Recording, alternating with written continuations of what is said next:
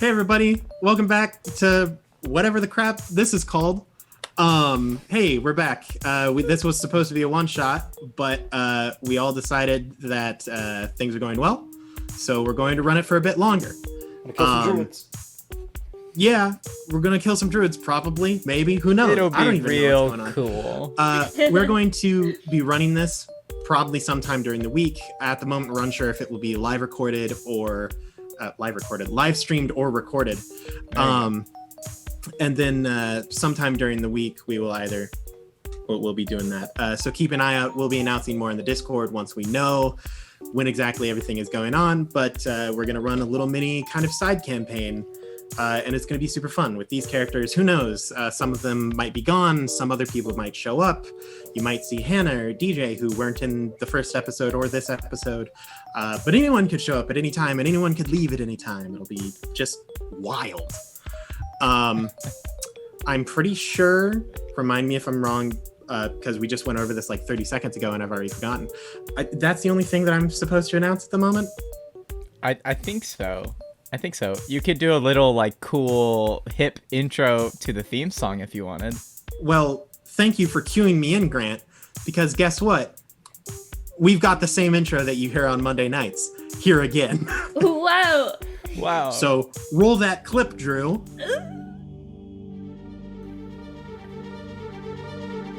Welcome to Nico Muras, a world full of sprawling cities and dark secrets. In the wake of the trial, a divine act of righteous judgment, the world has been launched into an era of rebirth. But there are those who still lust for darkness and ruin. Follow us across the continent of Talira, from the deserts of Elon Ryan to the fields of Rivaluna. Deep in the Bloomrose Ocean and high above the Alisar Mountains, our story will see our adventurers through glory, fear, and fortune as they make their way through the Paper Dungeon.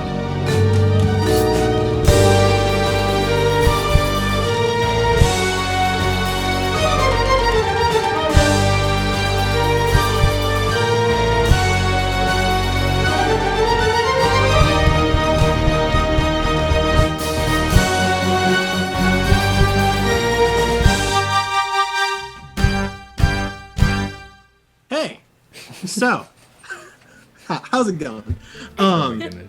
Recap. What happened last time that this was streamed?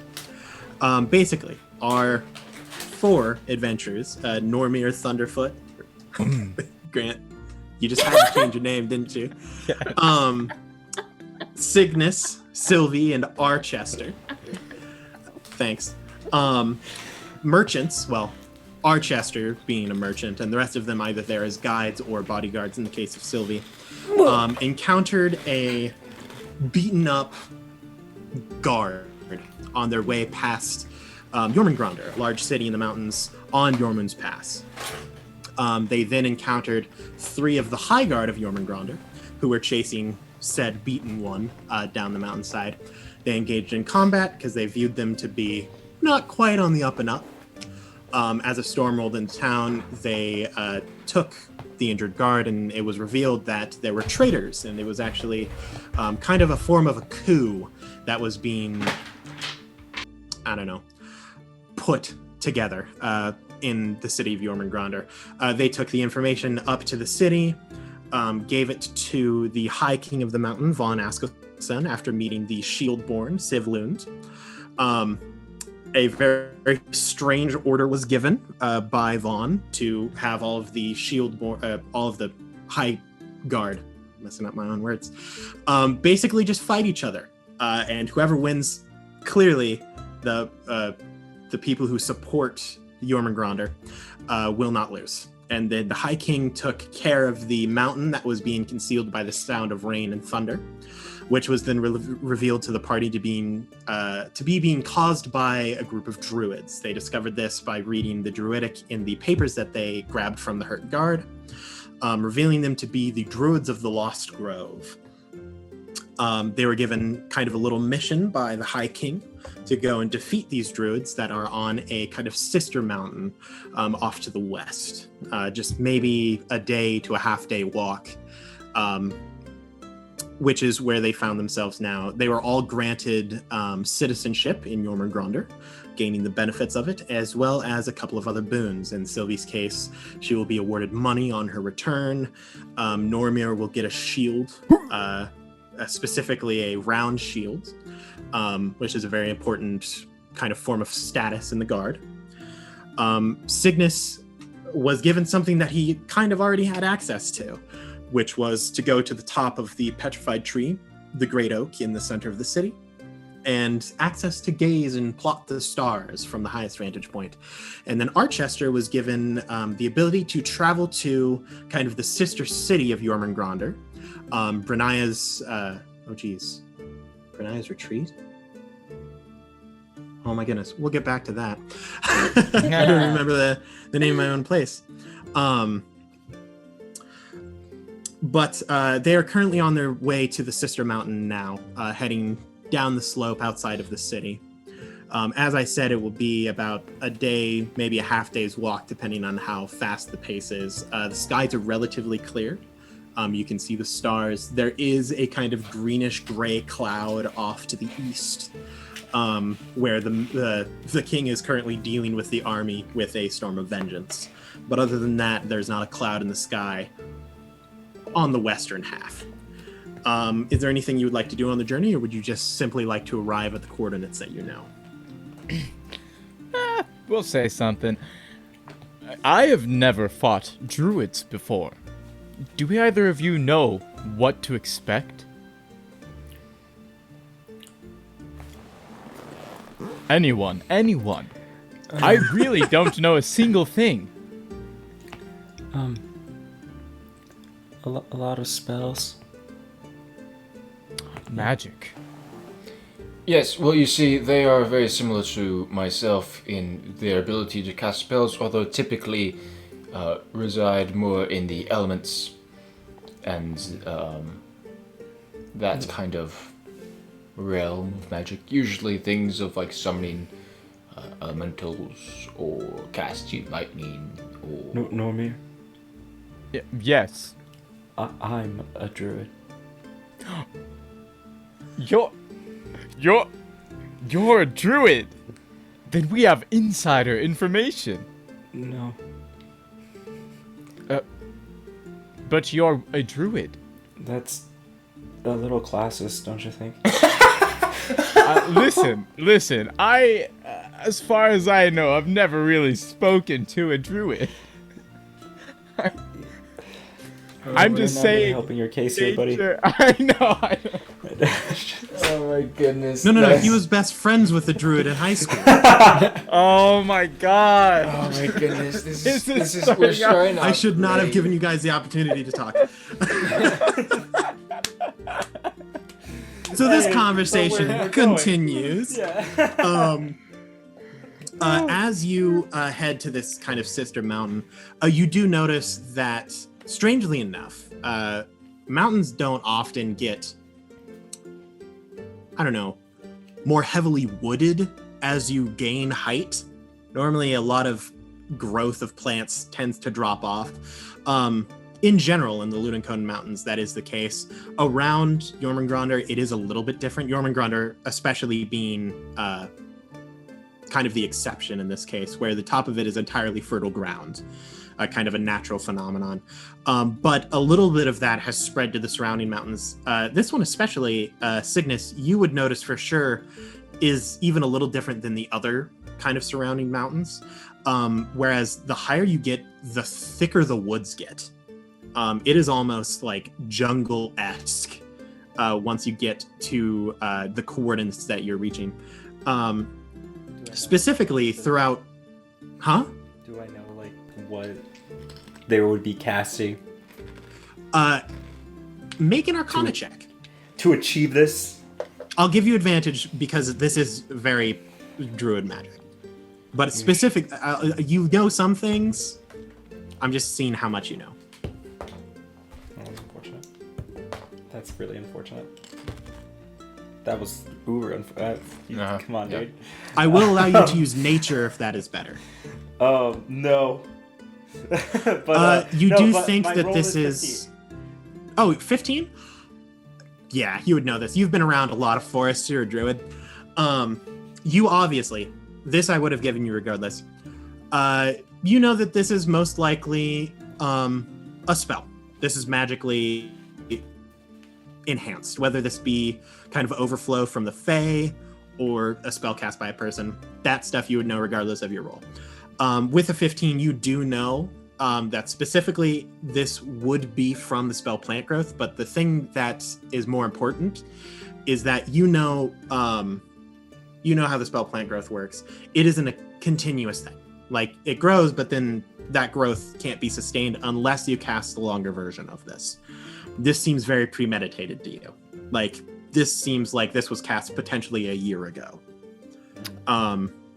Not just like oh yeah, everybody cast plant growth. Whoop-de-doo.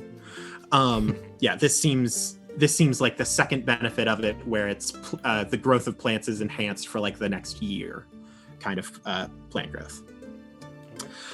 You guys arrive through this very dense, thick foliage, as DJ would say.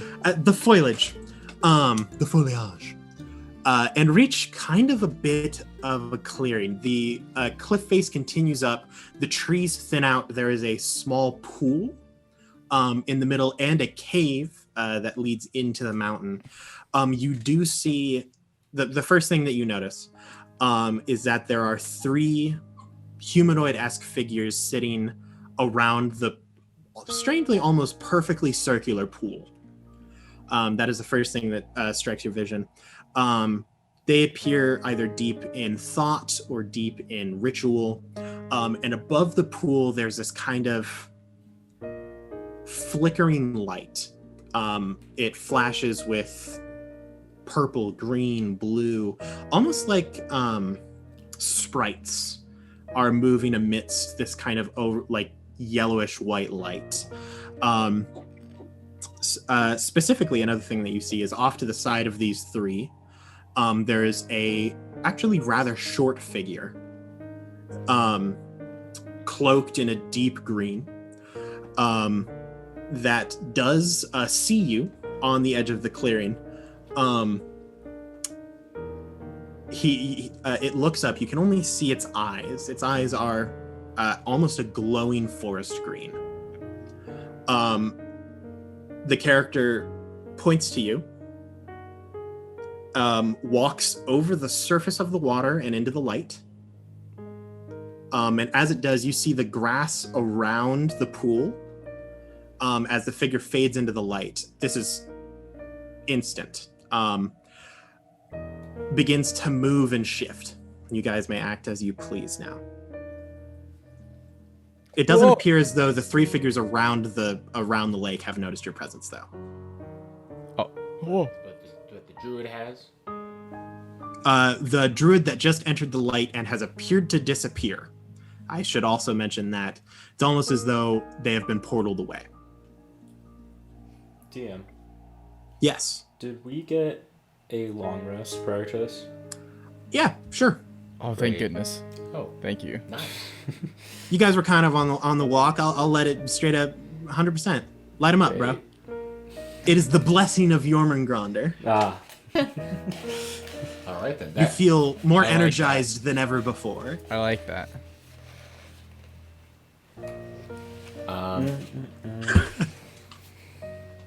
So the 3 figures around the pool don't seem to notice you. The grass, specifically to Cygnus and Archester, Sylvie, you would kind of get a bad premonition from this too. Normir, with your danger sense, maybe you would notice it a bit. It does seem that something is going on with the grass. You're not sure what. Do I see any colors or symbols on them? On the grass or just around? On the druid, make a perception check for me. I will also allow investigation for this. I think. Give me 1 second. Where did my? Oh no! I need to find.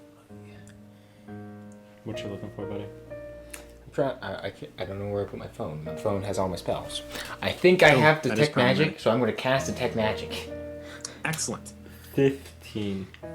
15. On the druids themselves, you don't see any specific forms of identification. I'm going to end that sentence there because it was a 15. Great. Detect magic. You do notice a thin line surrounds the camp. The not just the pool, the edge of the forest has a thin line that I should say.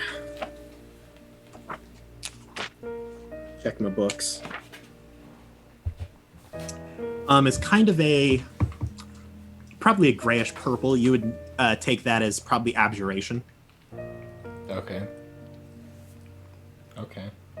There is also an intense glow coming from the pool and the light above it, and you can see there are lines that are going from the druids to the pool, as well as a moving. I should say what color this is as well. I have a simple solution to this. Uh-huh. Hat of vermin. Yes. I chuck a rat into the grass. Stellar. Yes. If anything's gonna happen, the rat will trigger it. I would put this probably as like a yellow, which you would take to be conjuration coming from the glow on the grass. Does that trick? I shouldn't have my book. Good thing that this spell is easily findable. Well, Aaron looks That counts as a tiny. Guys, sponsored by Neverending. Oh. We are. It's a cool service. Check it out. I would like to say my search time is much faster than DJ's. Yes. Humble brag. Yes, you throw this little creature into the warded area. Archester, you recognize this. The moment it happens, all three druids kind of snap awake. You see the spell on the lake flicker and then begin to fade away. They all turn towards you. This is probably the alarm spell. Specifically, as the creature lands on the grass, the yellow form almost erupts from the earth, and a very, very large snake just swallows it whole. I would like everyone to roll initiative. Wonderful. Unfortunate. All right. Wonderful. Kicking it off. You know, I'm very glad though that we got a long rest. What I'm here for, the blessings of Jormungandr Oh on my your side. goodness. Oh my. Oh my goodness. Oh my Once again, lord. I've lost My every goodness. possible Oh pencil my ring. goodness. Found one. Don't worry, Sylvie. Gross. I don't think she is. Yeah, weird. Honestly, Let's see. Grant, the ship is between Edward and Renaya, okay? Not here in okay, Sylvie. just Fair. who are they? No, I'm just kidding. And then The fabled heroes there are that two groups here. burned the Paula exist. down. No, God. Renaya Don't worry, rocks guys. all the I'm way. still bad at Fabled rolling heroes, dice. oh please. The fabled villains Alright, that burned the 25 to Paula. 20. There you go, that's more accurate. Renats? 25 to Said 20. later. 19 to 15. Oh, sorry. I was distracted by Gratz. I'm mine's Classic 21. you. Jeez. 14 to 10. By the way, I I got had- 16. Just so you're aware. Oh, 16. Okay, sure. Well, didn't Lydia say that she was like No, 21 the 21 initiative? Yes. So I figured I was giving her a chance to be like, okay, she's first, and then I'll go second. So 14 to 10. well, Okay. And let's see, that would be 9 to 5. Working at 9 to 5. That's the monster's time to go. Dormir. And then how about let's see, 95, 4 to 0.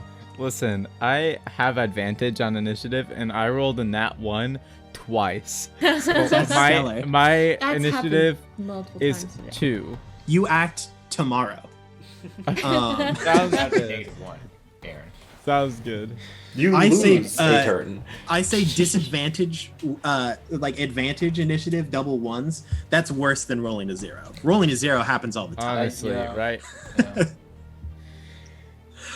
Anyway, to start off, Sylvie, there is a very large, specifically green snake. Archester, I should tell you this beforehand. You do see kind of a light pink aura coming from the snake that you do not think is natural. Sylvie, you don't notice that, but I should say that beforehand. You would know this as an enchantment spell. Okay. Wonderful. Sylvie, it is your turn. There are 3 druids behind one real big snake. Okay. Short bow at the snake. Short bow at the snake. You have advantage because it is, well, you're an assassin and it has not acted yet. Neat. I don't Okay. count eating a rabbit as acting. It was a rat. Okay, excuse me. They're That less is disgusting vermin. a dirty 20. That's pretty good. Yeah, that'll hit. So crit with sneak attack damage. Nice. Oh, by the way, this snake does have a vaguely human face. Oh, Okay. never mind. Figured I'd throw that in there. So wait, so I have Didn't I have try to crit cast animal and friendship. sneak attack, correct? Well, good luck with Yes. that. Okay, so that's blah blah blah blah blah, blah 22 initial. 2. And then I suppose I should. that's 16 sneak attack. 16 sneak attack. So that'll be 38. Yeah. That's how math works? Yes, correct. I hope. I'm bad at doing numbers. Pew. That'll be a oh geez, oh goodness, 1. There we go. That's how math works. Just so everyone on the stream knows, I once added 25 and 25 on paper and got 60. So forgive me. I'm good at flipping through books, not at doing basic addition and subtraction. Nice. Anyway, is that the end of your turn, or do you have a bonus action you'd like to use, or something like that? I'm going. There's trees around, right? Yes, there are very many trees. It is very Okay. densely thicketed. I'm gonna bonus action hide in by a tree. Make a stealth check. Bonk bonk. Good. That is a 19. 19 is good. You just kind of do the like Homer back step into the bushes, and who knows where you could be. Next up, Cygnus, Big Snake, 3 druids. How far away is the snake? Let's see. The grove itself is probably about a 20-foot radius, with a 10-foot pool in the middle. 10-foot diameter, not radius, so 5 foot. It's basically a tiny little. It's a pool, not a pond. So I would put that about 10 feet away from you, maybe 15. Pretty dang close for a thing the size of a horse. Dang close. Okay, only go to Giddy. I'm going to move way back, like 20 feet back. Stellar. And I'm going to cast Summon Elemental. That's a good This one. time, I'm going to make a Earth Elemental. So I open my star map, and the stars form into this giant earthly construct. Wata. Um, Actually, it would be like Earth. yes. Get it? Because water. How much is it, guys? And then the Earth Elemental is just gonna charge the boy. Do some stuff. Great. First attack. Mm-hmm.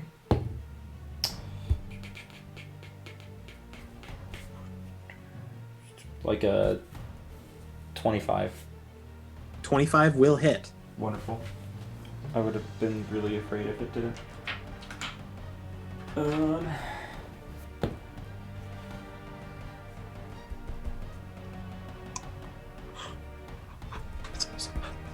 That's 11 points of bludgeoning damage. Stellar.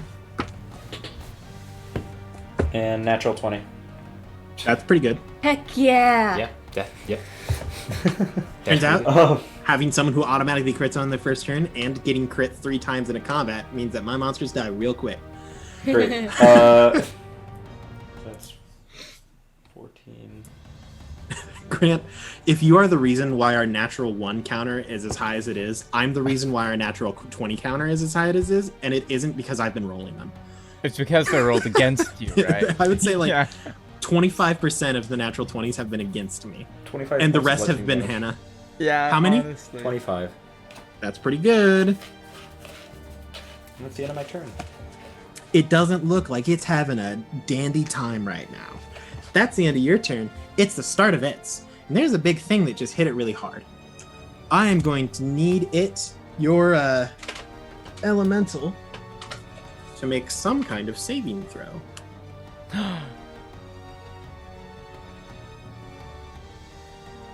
If I can flip to B. There we go. By the way, what type of, is it an elemental creature or is it like celestial or something? It's an elemental. Excellent. Oh geez, it's there. Why is that in front of that? That's so strange. Charisma saving throw. Okay. Funnily enough, I do have a Not bad. charisma. From the elemental. I'm aware. Okay, I just want to make sure. Ooh. To make it fair, Drew, roll a d20 for me. Odd or even? That's odd. Nice. That's all I needed. Okay, cool. That does nothing for me right now, but that's okay. What you got? Great. Not very good. 9. None? 9. 9. Okay. Your elemental is banished. Hold on. Wait, Aaron, was this a spell that was being cast? If this is a spell, it is. This is a spell. Oh, I did not realize that. I'm so sad. Um, I'm You know what? so bummed out right now. Sure. Do I sense I'll attempt to a roll incoming? Counter spell at 3rd level. just a third level. You will have to roll. I figured as much, but I don't want to use the higher level spell slot. So I fail. Nope. Oh no. Wait. Oh. I need a book. Ryan, I You need a 14 to succeed. I think that's just a free. I don't think that's a bonus. So I'm gonna. I rolled really bad. Mhm. I'm gonna choose to make it better. Okay. I'm gonna use my ability to do a reroll. Okay. Bonus action. Reroll. Reverse time. Reroll that. That's much That's better. much better. That's a 17 on die. 17 succeeds. You see this large snake kind of writhe and coil, and you can tell that this is the snake's version of a somatic component. But as its strangely humanoid mouth opens and its tongue flickers out, especially with your ability to see magic as it is happening, you just real quick reach out, grab the vein of the weave, and pull, and then it just kind of collapses the spell. Your elemental remains there. Still have Nice. Voice, yay. That is the end of the Naga's turn. Archie. Archie. So this is a pretty small grove, you said? Like a little Oh yeah, small- it's a pretty small 20-foot grove? radius, 40 feet to the other side. The druids are about 15 feet away from you. Okay. 25 at the farthest, I would say. Okay. So in that case, These Well, poor little druids. I am going to do is Fireball. Fireball would actually be relatively effective here. I don't have fireball prepared right now. Oh no. Oof, shameful. I took What kind some of other- a I took- wizard That was are your you? first So mistake. I'm just going to let's have some fun with these guys. I'm just gonna look at Normir. Yep. I'm going to begin to create some arcane runes in the air before I put my hand through it and wear it like a glove momentarily. And then I Stellar. put a hand on Normir's shoulder and he begins to vibrate as I cast haste on him. Ooh, that's a good Let's one. You now have a vibrating, gosh dang barbarian. So, Grant, I will read what that does to you. Yes, please. So, you gain a +2 to your AC, What? advantage on dexterity saving throws, and you gain an additional attack. You gain additional action on each of your turn. What? And that action can be used to take the attack, dash, disengage, hide, or used object action.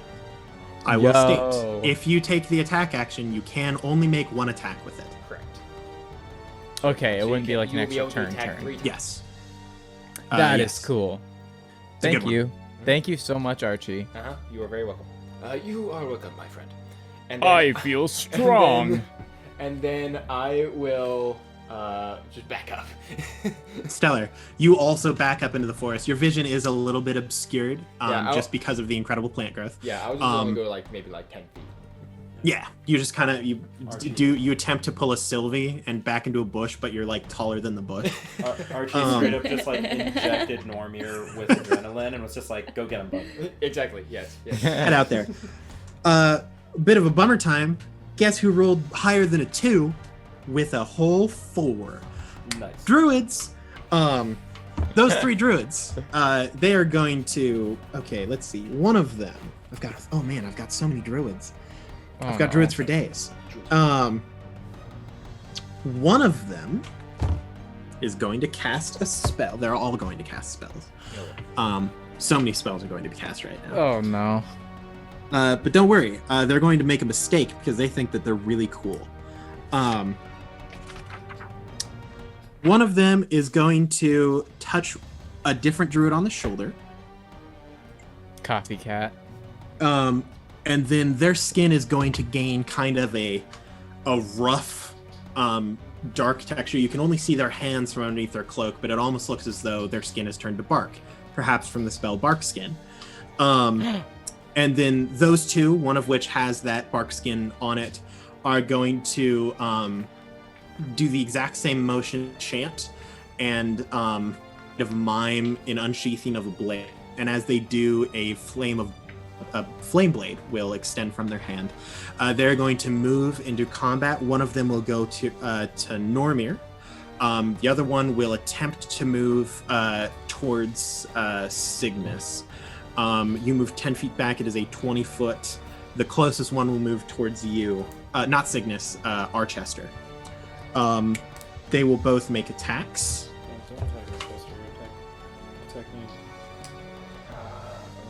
I need to double check how much damage things do. Oh no, I haven't got a chance to rage yet. Okay. Nope. So, Aaron, Yeah. for the sake of being fair, because I wasn't sure at the time, so I double checked it. My ability to reroll technically uses a reaction, so I could not use it for my counterspell. Therefore, the boy did get banished. Thanks, Dad. So your creature gets banished. Okay.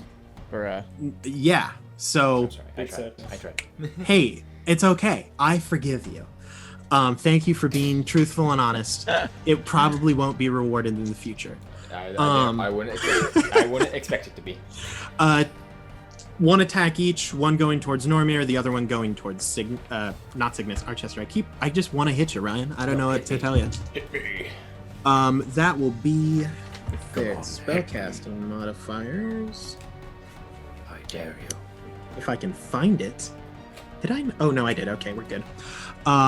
Does a 16 hit Normir and does a 15 hit Archester?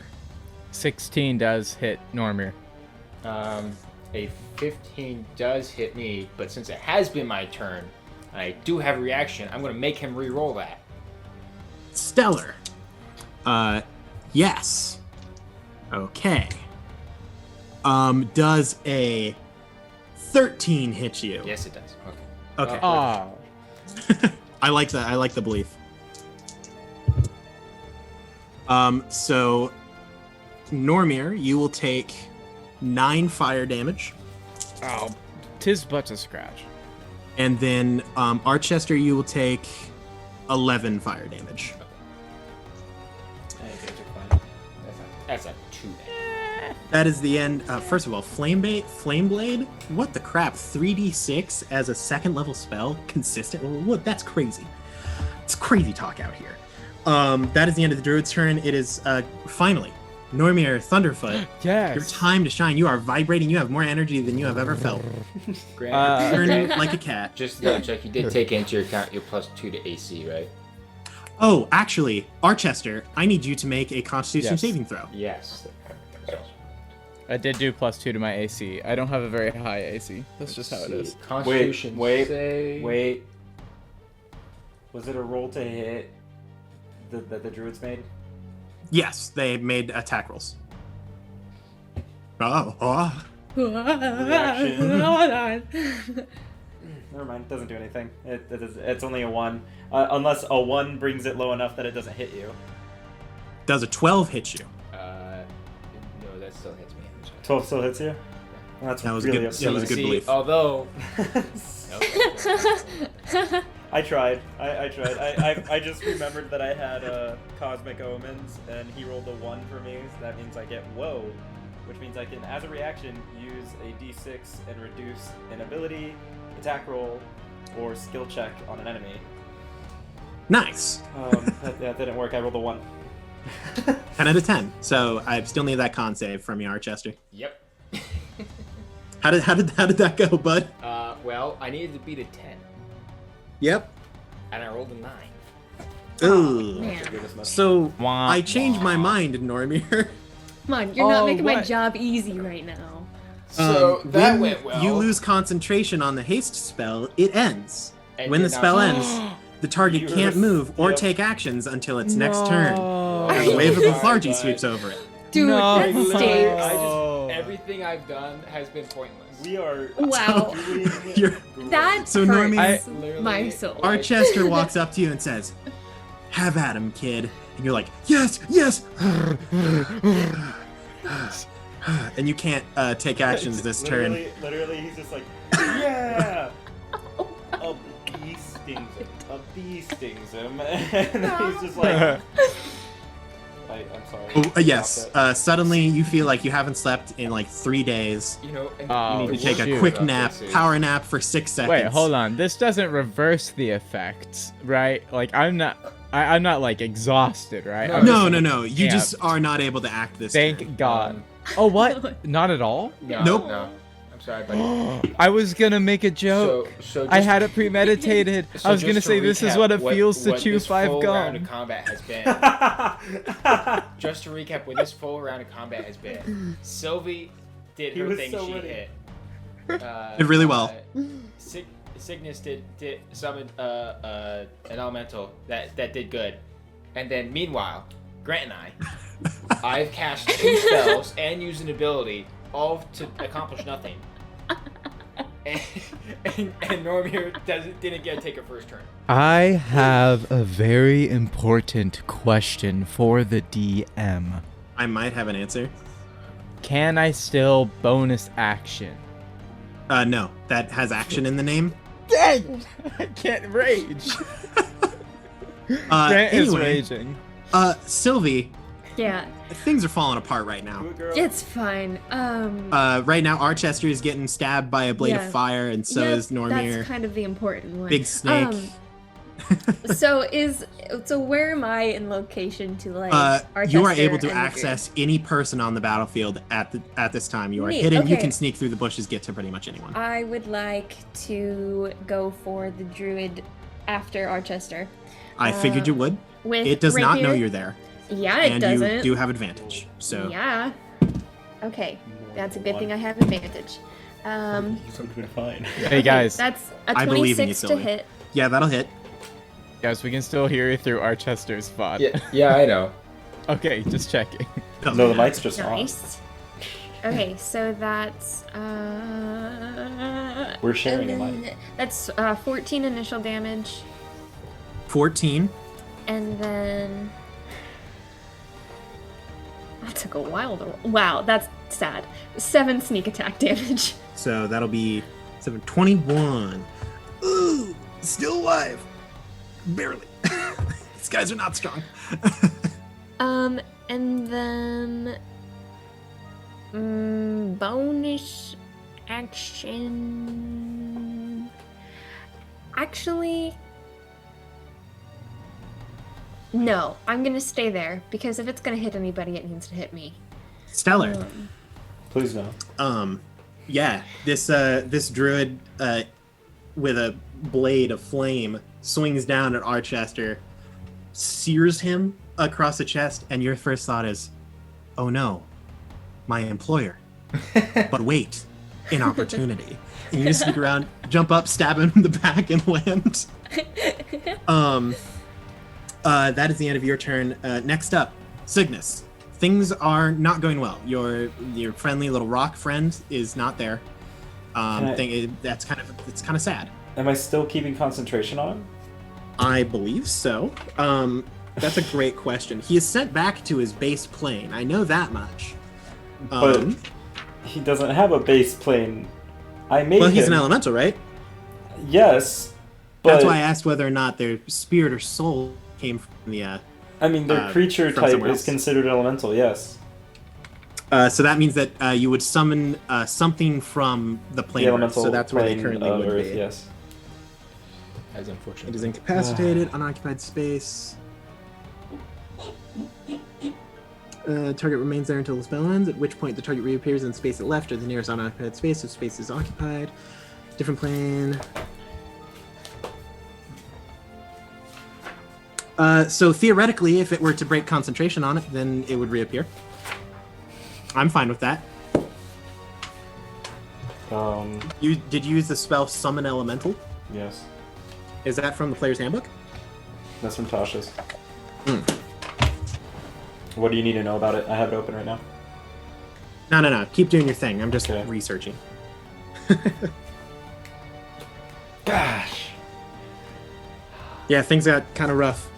Instantly, yeah. I don't have damaging spells. The only other damaging spell that I have is Moonbeam, and that's also concentration.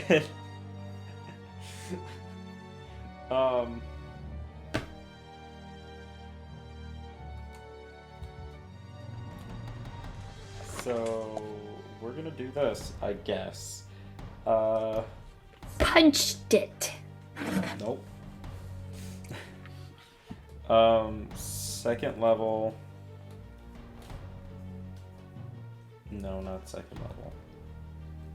No, we're doing first level. I don't feel that bad about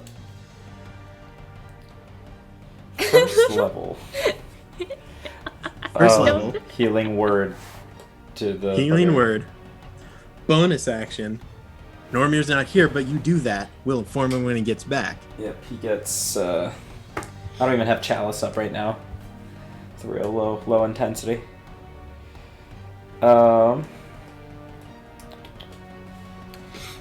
6 points of health. 6 points of health. Normir will be very excited when he hears. That's all. That's Is there all I anything do you'd on like my to do turn. as an action? Okay. I I have taken away your Produce strength a by flame. virtue of a single spell. That's nice. You do produce flame. Haha. I can't throw it right now, but I have it. What ho, fiend? You It one exists. step closer. You one step I walk closer. 5 feet back, and that's my turn. Just Excellent. one big step backwards. I felt so strong the other fight. I know. All right. After your turn, the Naga will go. I need so many books. Where'd my book go? Ah! It's over here. I also really just don't want to spend any valuable resources Right. on this fight because it.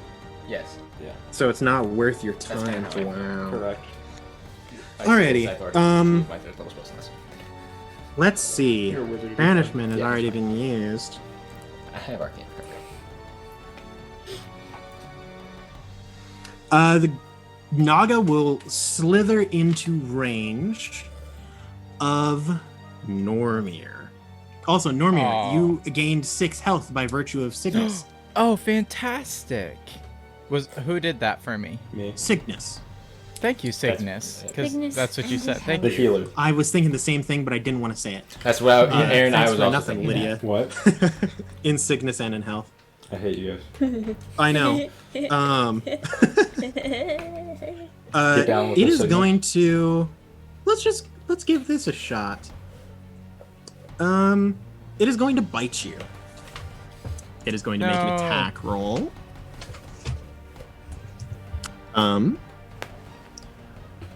It will move into flanking with the other druid, so it will gain advantage. The disrespect. Don't Mark worry, Snake. I'm still not very good at rolling dice, but that's a 17 to hit. Oh yeah, Okay. easy. I need you to make No a problem. Constitution saving throw. All right, all right. Oh, spaghetti. That's really good. That's 20 dirty. All right, so you take 8 piercing damage, and Oh, and I didn't rage. Ugh. Well, you you couldn't take rage, half. Oh, so. jeez. Hold on. Can you guys keep track? I'm rolling 2 dice per turn, and I need my brain for numbers. I'm inputting my damage every What are number. we keeping track of? The amount of dice that I've rolled. Okay. Oh, gotcha. I don't know when you're rolling. I'm holding my fingers up. Okay, so you got it? I'm No, confused. because I'm out of So you fingers don't now. need our help. Okay, I can't. 6? So he's at 6 got right it. now. No, yeah, got yeah. 5. Okay. That's how. No, Start yeah, over? yeah. You're right. Start over. Um. I'm lost. Huh. Where are you And at? now you're at 7? 6. Oh, that's 6. Okay, we can do I'm it. confused. I just don't know how. Now Aaron, we're, use your big now boy we're at word. 7. Okay. Okay, there you go. Are you sure? How many dice is he gonna be rolling? Uh huh. Now he's at 8. Okay, Okay. He's gonna Wait, this annihilate is you. my damage. this is kind of ridiculous. Is that Why 9? are you rolling? 9? Okay. 9? 9. Why are you rolling I 10 can't put dice my for thumbs my down and it damage? upsets me. And then I can't put my thumbs down. Why? That's me. Why is this that'll be the case? 58 total damage. Oh! But it's halved. Whoa! It's halved because you succeeded. Dude, Whoa! Oh, Um, it's halved. Okay. It's halved, I so that'll only be have reduced 59 to health. 29? 29. Oh, My goodness. So specifically, keep that thing away specifically, from me. What? it's 1d8 plus 4 piercing and 10d8 poison damage.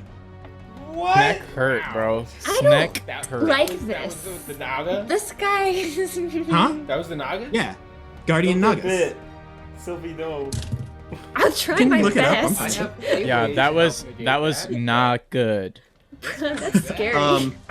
But that is the end of its turn. Thank you. Archie, currently Normir just got straight up vored by a Naga. Is he still standing? That's a great question, Normir. How you doing? Oh yeah, I actually look pretty okay. He has like 94 HP. Okay. He's a barbarian. Okay, He's fine. okay, That that's was good. like that was like half his hit points, but he's fine. Okay, that's okay. So like, are like a bunch of them like in front of me? There is one in front of you. There is 2 slightly to your right. That's specifically the Naga and the other druid. And then there's another druid farther back at the pond. Okay. Cool. Would I? Should I do this? I mean, he just got like our buddy Norman just got yeeted. That entire interaction reminded me of the TikTok sound. It's just like, okay, that's okay, enough. that's enough. Okay, That's good. that's enough. That's slices. good. You can stop. Could That's I, enough Yeah. slices. Would I be able to hit would I be able to hit a majority of people in a 30-foot cone? This is still. Oh yeah. Yeah. And, Oh And yeah. I'll do, if possible, I'll angle it to make sure to not hit my comrades. Yeah. That's gonna be a bit rough. You're probably gonna hit Normir. Okay. Oh, and you could angle it so it doesn't hit Sylvie. Okay. I'm good. short enough. Okay, Just that's angle it cool. up high. Yeah, You know, put it high. I've made it this far, so go ahead, Okay, buddy. I'm gonna cast Pulse Wave. At Ooh. 4th level. Ooh. Just kill Normir. Fancy. Honestly, let's do it. Listen. Grant, you were like, I don't know how often I'll be able to be there. Problem solved. So Problem I need them to make Constitution saving throws. Okay, so I'm gonna need 4 con saves because Grant that's was how many unsure enemies are whether in or the not he'd be able to show combat. up, so we're just like execute order 6. Yeah, you know. Just kill them off the bat. Well, I got a 12. That'll Okay, be a 24 from the Naga. Okay. It's gonna hurt me more. That'll be a 9 from the Druid, also attacking Normir. Okay. I need a 16 to save. It's 16, correct. So the Druid in the far back saves Okay. with a 20, Okay. and then the other one fails. So the 2 that are close to you, including the one just directly in your face, all fail. Normir tries to give you a high five, but is blown away by Pulse Wave. Yes. You know what? Just to see, and I haven't actually been able. Well, no, I did already use it once, technically. But you know what? We're gonna try again. I want to make the Naga reroll. Oh, stellar. We're gonna see if. No. Oh, I missed my box. Ooh, that, yeah, I think that'll do it.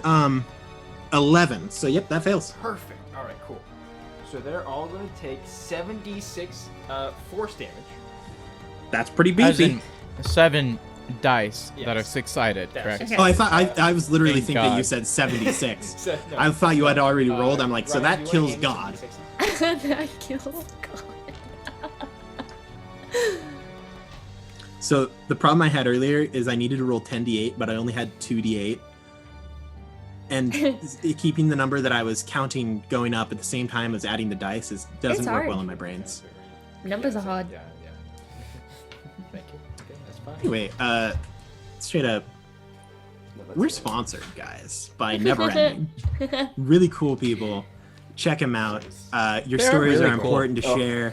Man, Uh, the representative we spoke to from Neverending was actually fantastic. You guys should Straight up. support them. Representative? You mean the owner? You mean the owner? Me the Yeah, the CEO, representative. Yeah. the big boss, Dude, he is so cool. That's a good roll. the Big mastermind. boss. They're DJ's dice, so yeah. EA Sports. I don't know what that Sports. It's in the game. Okay, It so is that in the is- game. That is 33 points of force damage. 33, so the one that saved takes 16. And Math. Then, I can do that, but I and can't then, count to 5 while adding other They are numbers. all pushed back 15 feet. That's pretty good. All that failed. So, the Naga's alive. You said how much damage? 33. 33. 4, yeah. And the 2 druids next to you guys, I'm gonna tell you right now. Sylvie, the one that you had already stabbed was left at 6 health. And then the other one has a maximum of 27. So they both failed. So they just get, a blast rings out and nothing happens for like a half a second. And then suddenly there's just limbs just going places. Oh no. Wait, I'm behind one of them. Oh Yes. God. Thankfully, you're really short, so it's like the pattern, it's like, oh geez, what's the place that got destroyed by the volcano way back when? Pompeii. Pompeii. You know how there's like the blast marks of people on the ground? Yeah. Oh, and also like atomic bomb. Yeah, that's you. So you're just standing in the middle of like the legs of a blast mark. So it mainly Yo. the guts avoid Yo. you. Dude. The 2 druids in the front die. The not Oh Naga gets pushed 15 back. I'm actually gonna make that. Normir looks over Okay. at Archie, just real And disappointed. Because I had to double check. It is actually, because I cast at a high level, it is total of 20 feet back and not 15. Stellar. So Even the better. Naga gets pushed all the way to the edge of the pool. Nice. The druid that was standing at the edge of that pool does manage to do like a jump rope thing over the Naga's tail, Nice. and get pushed to the side rather than into the water. He's not looking great though. That's Okay. 11. That's a number. And We then- can't all be superstars. Normir, how are you doing? Oh, also Normir, did you succeed? Yeah, no, but So you're Normir- still right next to this Naga. you know, Normir is just looking at Archie with why on his face because he hasn't been able to do anything, and pretty much it's all at the expense Getting of abused. Archibald or Archester's actions. This is getting absolutely abused. You're not wrong. And he also looks like he's just really not doing good. Like he's really not. But at least he So has a glad good for the first outlook time on in my life, life, so I think I'm he'll glad be I okay. rolled low. Anyway, that's the end of your turn, Archie, right? So this one druid. Also, you can tell now that the two druids have been killed, just absolutely smattered. The spell that had been cast on the pond and over it has dispersed to the point that it's basically not a spell. There's just magical residue. A little bit is still coming off of the druid, but not enough to actually cause the spell. You imagine that this is probably a ritual spell that needed to be cast by at least 3 people. The spell on the Naga is still active. That one druid, though. Can the Naga please make a concentration check? A constant. Oh, it isn't the It isn't. Oh, yes. For the banishment. That is very accurate. That'll be a 20-something, a 21, which succeeds. Yes, I think, unfortunately. because it took 33 half to 16. Yeah, Yep, unfortunately. groovy. So maintains concentration on that one. It is the druid's turn. Oh man, what is this poor guy gonna do? Aaron, Yeah. please no. Please Oh. save me. So you are within. Save You are me within from my 5 feet of comrade. this I guy. know, and I'm afraid because I want to have it turn this combat. He's going Normir just doesn't to even get to go. turn to the rest of Do them. we have a high level heal for Normir after this? Oh, it'll be fine. I have Um, yes. He will turn and speak some druidic out of range of Cygnus because I don't want to make up what he says. I hate it. You can't hear him; it's too quiet. So sad. I will need all of you to make probably either. I want to say a Dex saving throw. Everybody. All of us? Other than Normir. Oh, let's go. Thank you, Aaron. Hold on, I have a that's- thing, don't Hey, I? no, I have that's a thing. that. You could thank me for that. I pushed you away from us. All right, You fair. are 100% correct. Fair. And Normir's counting the cost. That's a number. I'm scared to roll. Is it Dex? There it is. Please be Dex. It is a love strength saving throw. Fudge! That's I'm even worse. I'm just as bad at those.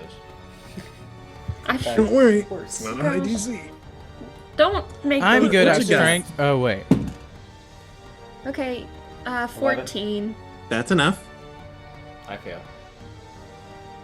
And Cygnus? 11. That's not enough. Drew, you So gotta tell you us two what was your are number. restrained by the entangle 7 on spell, die. Okay. Got and then the druid is just going to run away. There. Wait, Um, I'm not, right? I'm free? No, you're fine, Sylvie. But I will say, Normir, you can make an attack of opportunity if you'd like. Oh yeah. Wait, Oh running. shoot. What did he do? Well, We're entangled. He entangle. cast entangle, Oh, and then he lame. ran away. Well, I'm about to Loser. swing my freaking great axe with both of my handsies at this thing. I would hope so. If you're only using one, I'd be concerned. You know, is this the druid or the snake boy? This is the druid. Right, that's what I thought. So that's a 26 to hit. Yeah, that'll hit. Ah, finally, I'm gonna hurt the thing. I believe in you. All right, let's roll that d12 of damage. D12. Bro. Do I get to reroll once? Do you Not on have- damage. Do you have great I didn't weapon think fighting? so. No. Oh, so that's a 1 damage, and I can't add anything to that except You for can the add your plus strength. 1. Oh yeah, and the strength. So that's 6 damage. 6 What damage. would I do without you? He's How alive. can I still not He's do alive. basic Are you kidding melee me right attacks? How do I still not do He's those right? running. You axe him in the back. This I this ask him poor the little druid. question. Oh, but he just goes, ah, and just runs. Just runs into the forest. Grant, you can chase after him though, Grant. Wait, can I? Can I? Yes, it's your turn next. Is It is really? your turn. How far away? All is right. it? Normally will give up. Just kidding. Oh, he's 30 feet away. Well, and he ran 30 feet, and he was 20 feet away, give or take. Probably more like 15. So he would be 45 feet away, At this give or point, take. are you going to do a 55 thing from you because he moves sickness? 10 feet back. Or are we vibing? Can I go? Cygnus, Mm. are you doing a thing, or can I vibe with my I turn? mean, if he was 30 feet away from me, then yeah, I would be. Okay, doing good, the thing, good, but good. I can't because God hates me. Then it is Normir's time to shine. If I got it Normir there. will finally, as he'll cast Hunter's Mark in his heart, which it doesn't mean anything, but he finally sees a target, and he finally has a chance to do something, and so he's gonna rage it out. He's Hey. just gonna be real mad. Aaron, Uh-huh. integral concentration. Oh, yes, he does have to make a saving throw on that. How dare you interrupt my monologue? I'm I gonna be honest, finally Grant, I get was the waiting. chance. I finally get a turn, and I can't do the thing. Don't worry, guys, it's about to get funnier. Well, you know, this is Grant, important Grant, I'm too. sorry. It is concentration. Grant, I'm sorry. I may or may not have purposely waited. It succeeds on the saving I hate throw. it. God dang it. Gosh, darn. It rolls just high. It rolls exactly a 9 plus 1, which is all it needs to so succeed. dumb. Wow. Okay. This So- is the luckiest druid known to man. Take it away, Normir. Can Normir get to the druid? Okay, you can. Yes. Opportunity attack from the Naga. What? Oh God, no. Wait. On my turn, could I have attacked the Naga? On your turn. 4 turns ago. Oh, okay. Go. I don't know why I. the It's way okay, this was it'll- set up, I- You know, Normir's a big boy. He 19 should... to hit. Do I have a reaction? No, Normir. Normir's No. bad. He's, No, I think you had to. Normir. You forced someone to re-roll this round, didn't Hey, you? but I got rage, Was so... that this turn? There's Or I- Pretty sure it I was this wasted round. One, and then I used. Yes, I did. Okay. Aaron? that is right. Okay, yeah? is the Naga attacking? Yeah. Reaction. Disadvantage? Or No, take away a number? Reduce it by 2. Wow, I'm terrible at So rolling. 17 hits? Yep. I'm so Normir, bad. Normir, more like please no more. So you will take, I will have this for you, 4 piercing damage. Okay, not bad so far. Okay, I'm gonna try this again. I have need to to roll count? these 5 times. That was already and I half. have 2 dice in hand. Yes, already have. Okay, I'm counting. Yes. We're winning the combat, and yet we're somehow still losing. Realistically, I'm still losing. Realistically, Grant should just thrown something at the druid. I have a spear. I missed it. I missed it. I just really wanted to swing the axe. Like, I really wanted to hurt it. I didn't think.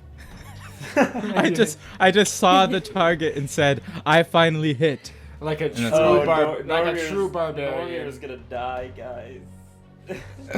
I've missed It my was calling. nice knowing you, He's Normir. not gonna die. He hasn't raged Yeah. yet. Sylvie, avenge me. I have. I raged Oh, bonus okay, never action. mind. 38 unhalved damage.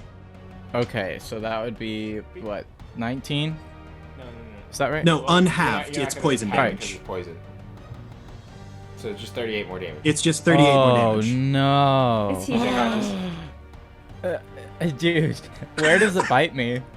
You turn to run, it just bites you by like the like thigh.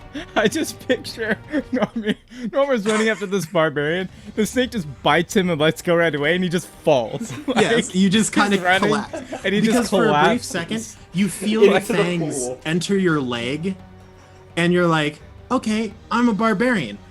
I can take this, and then the poison just courses through your whole body. And he just can't. He just You drops. just,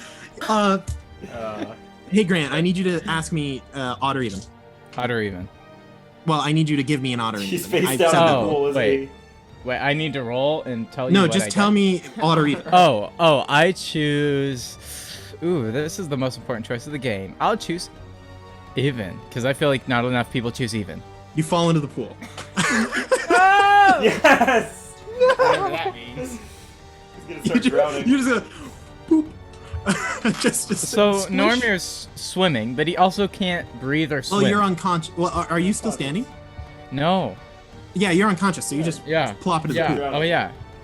So you just, what? Are you wearing armor? No, right? No. Okay, great. Then theoretically, you could be around floating. Yay! Ish. Anyway, Floating ish. That's the end of your turn. Well, Sylvie. guys, this has been great. All right, I You saw got one his attempt. running away. I You've saw got his a Naga in attempt to front go of you. after the druid. I see him fall. I will go to avenge him, but only with the Yes. druid. And so Stellar. I'm gonna run after them with my movement. Do I get to him with my movement? 35 feet? 35 feet, 45 feet away. You're 10 feet off. Okay, then I will bonus action dash and then Yep. attack. Yep. No advantage. And no additional people, so it'll just be a standard attack. Okay. That is a-okay. That's a 27 to hit. 27 will definitely hit this poor person. Eh, If it lives, I'm going to cry. suck it up. That is a 13 damage. 13 damage. Yeah, no. Swift and efficient. It had 4 health. You just kind of like, you run and you jog next to him for a second. And he looks at you, and you look at him, and you just jump, stab him in the throat. Falls Is it- over. Is it bad that I was kind of rooting for the druid? Like he's made it He was so trying far. so hard. It's like the underdog. Wait, I have a In- question, which is probably Yes. going to be a no. But in my, could it all be happening simultaneously? So, as I dash, I can like round around him and head Oh. back with the last of the movement. Absolutely. You still have dash. Just gives you another 30 feet. It allows you to move the move action again, which you can split up between your actions. So yes, you can continue to move your movement. Okay, so I'm heading back to the group. Let's see, 35 feet. You're 10 feet off. That can put you within 5 feet of the Naga. So that would put you within melee if you would like. Or do you just want to head kind of towards the group? I just want to head kind of towards the group. Okay. You head vaguely in the direction, but not within the range of the Naga. Not within range of Naga, but able to position myself in range if need be. Stellar. Cygnus, you're no longer entangled because the druid just got absolutely norted.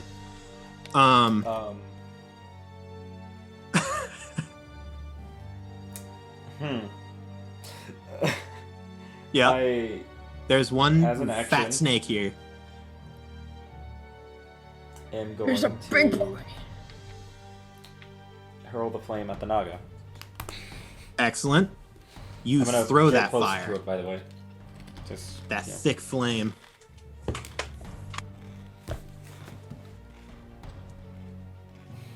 A draw. There's no way I like might have advantage, right? Like that's just not a thing. That's not a thing Nope. that happens. Currently, the only person who could potentially grant that is slowly sinking to the bottom of an endless pool. Yeah, that's a nat one. He That's doesn't unfortunate. float. You know He's what? sinking slower. I'm a he's- dense. he's I'm like- a dense boy. He's mainly muscle. How far away is Normir? Normir is currently 25 feet away, but he is underwater, which means I don't know if he can hear you. No, and I'm unconscious, which also means I don't know if Aaron. I can. Yeah? How's it going, Ryan? Ewan, don't kill It's probably Normir. going better We than like Normir. him. I can't do anything. I believe in you.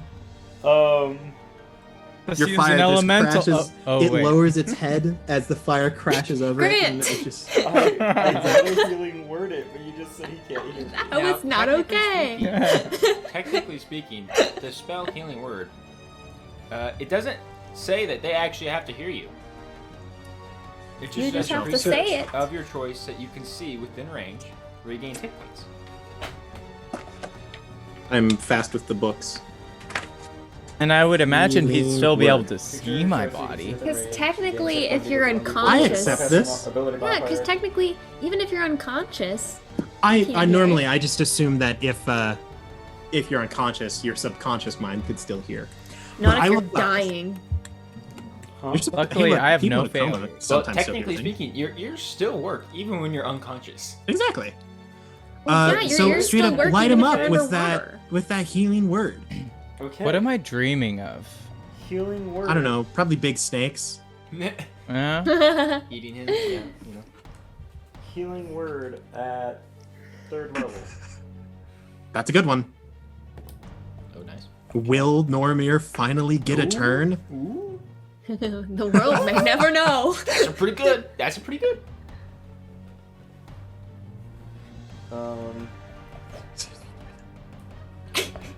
We're getting 14. a calculator. 14. You heal for 14 whole hit points, Normir. Oh! You, wait, Conscious you again. open your eyes, and you're just underwater. Oh my gosh.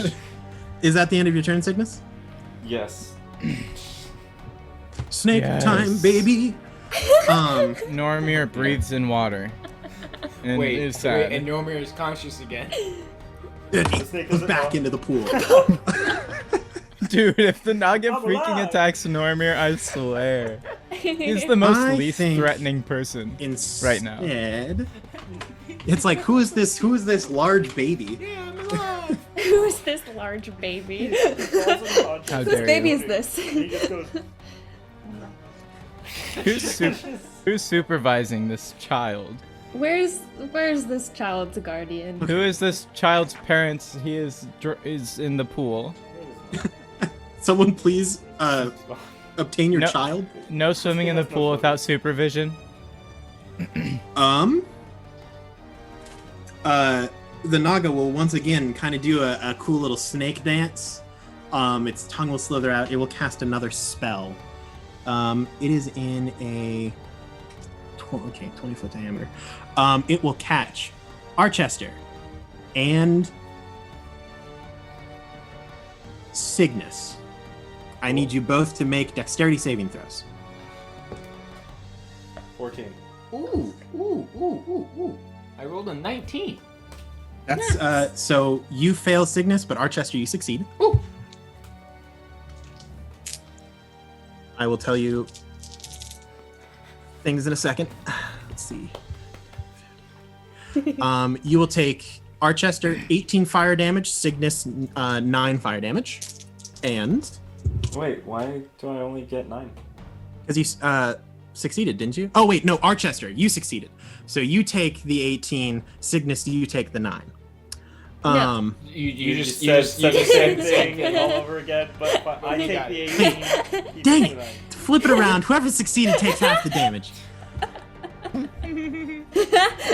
I like this DM. 23 damage to whoever failed, and 11 radiant damage to who Additional? succeeded. Yes, as well as. Whoa. I don't like this guy. The Naga just cast Starting to Flame not Strike. like this Naga guy. Okay. Flame Strike. He's not good. That will be the end I of took its 11 turn. and 9, which was 18 and 22 for you. So you took That's 40 damage. The 41. Yeah. That's fine. No, Cygnus, just are 40. you okay? Because 18 plus 22. Okay. Yeah. I thought it was 23. Math. Cygnus. Let's say it's It is 23. 23. It is 23. Is it- It's well, 23. okay, I still It's have the 23. dice I over was here. I right. rolled 41. 3 6s and a 5 on 46. Okay, I need to make a Constitution save for my. Oh yeah, to maintain your concentration on the elemental. Yep. Who is Our good. favorite Yeah. Furbolg. Hey man, Just- I can dream. When So you need to chicken is pass divided- in 11. In 11? No. a 23. 20. He did a 20. Oh yeah, because that was from one attack. Yeah, you need to beat a 20. You can do it. Yeah, you can. I lost it. Nope. I lost it. As long as you don't have a negative constitution. Nope. See, you could have done. Somewhere it. You off just on its didn't home this plane, the time. elemental goes, Dad? As its connection with you is severed. Hey, Archie.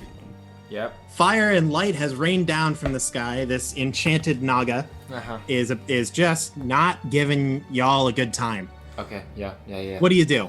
Um, It doesn't look great health-wise It doesn't- on the whole it being doesn't alive look scale. great? Okay. It doesn't look as good as it could be. That's good. That's good. So it has taken some damage. It has officially taken. Damage. Yes. You would say that it is past bloodied. Okay, that's good. Okay.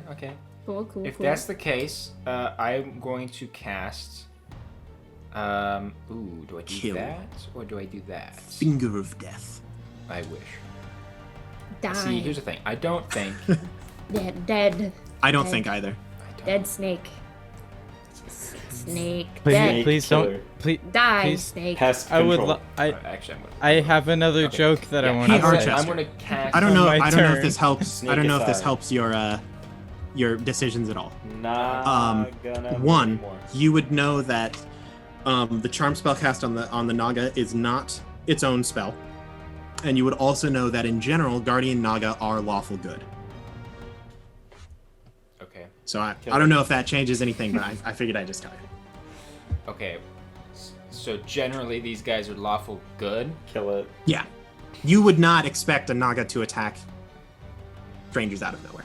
Kill it. My internet. Oh. Okay, I'm back. Oh. Interesting. Is Archester doing this in? WXYZ. Do I even have? Got him. Do I have? No, I don't. Oh, This that's is why I was so- asking. I don't know if you do or not, but I didn't know if that would change anything. Yeah, I don't have dispel magic, unfortunately. Is Archester doing this in game? Yes, He he is. flips her. He's like, Oh. Yeah, Oh. and just like, but I don't have dispel magic, that is a bummer. so I'm just gonna cast. I'm so sorry, buddy. I'm so sorry. Hey, it's all right. You also Don't know, hurt me. depending on what you roll on an Arcana check, more information. But He's not Uh, apologizing that- to you, Grant. Well, yeah, I'm not gonna lie. As soon as you said "I'm so sorry, buddy," my brain said, "Oh no, he's gonna hurt me again." just like doesn't hit the Naga, just Yeah, I targets know. Normir. You're like, if he's dead, I don't have I to just- pay him I- for the service. Think about the rabbits. Okay, yeah, yeah. I'm just gonna, because this is all I can do. I'm gonna cast magnified gravity. That's a good one. It needs to make a Constitution saving throw. If It I'm in can that, do I'll that. just sink. Please I no. missed my dice. It fails with a 11. Nice. Okay, I think. How big is the radius on this? 10-foot radius. So if I have to, I will. Okay, yeah. I will try and move it away from. I'm lagging back. Just hit Norman. because I don't want him to be pulled. Hello. Okay, we're good. So it takes. Yeah, no, you can position so it doesn't hit Normir. Okay, it takes 7 Thank points of God. damage. Like Normir just How many? sinks faster. 7 points of force damage, and then its speed is 7 points of halved. damage. Norman do I just lose starts my dice? drowning, just- Yeah, right. 7 points of damage. And then, yes, that's how math works. It's still standing, Yeah. even though it doesn't have legs. That was funny. Is that the end of your G? I'm gonna back up some more. Stellar. Normir, you're in the water. You All know right. which way's up, Yeah, I do. and you can see the back of a snake. Alright, well, Normir will be able to get out of the water and close enough to the snake to hit it. Absolutely. You are All right. an Olympic level You just see, oh nice. You just see Normir emerge from the water, just dead staring the snake.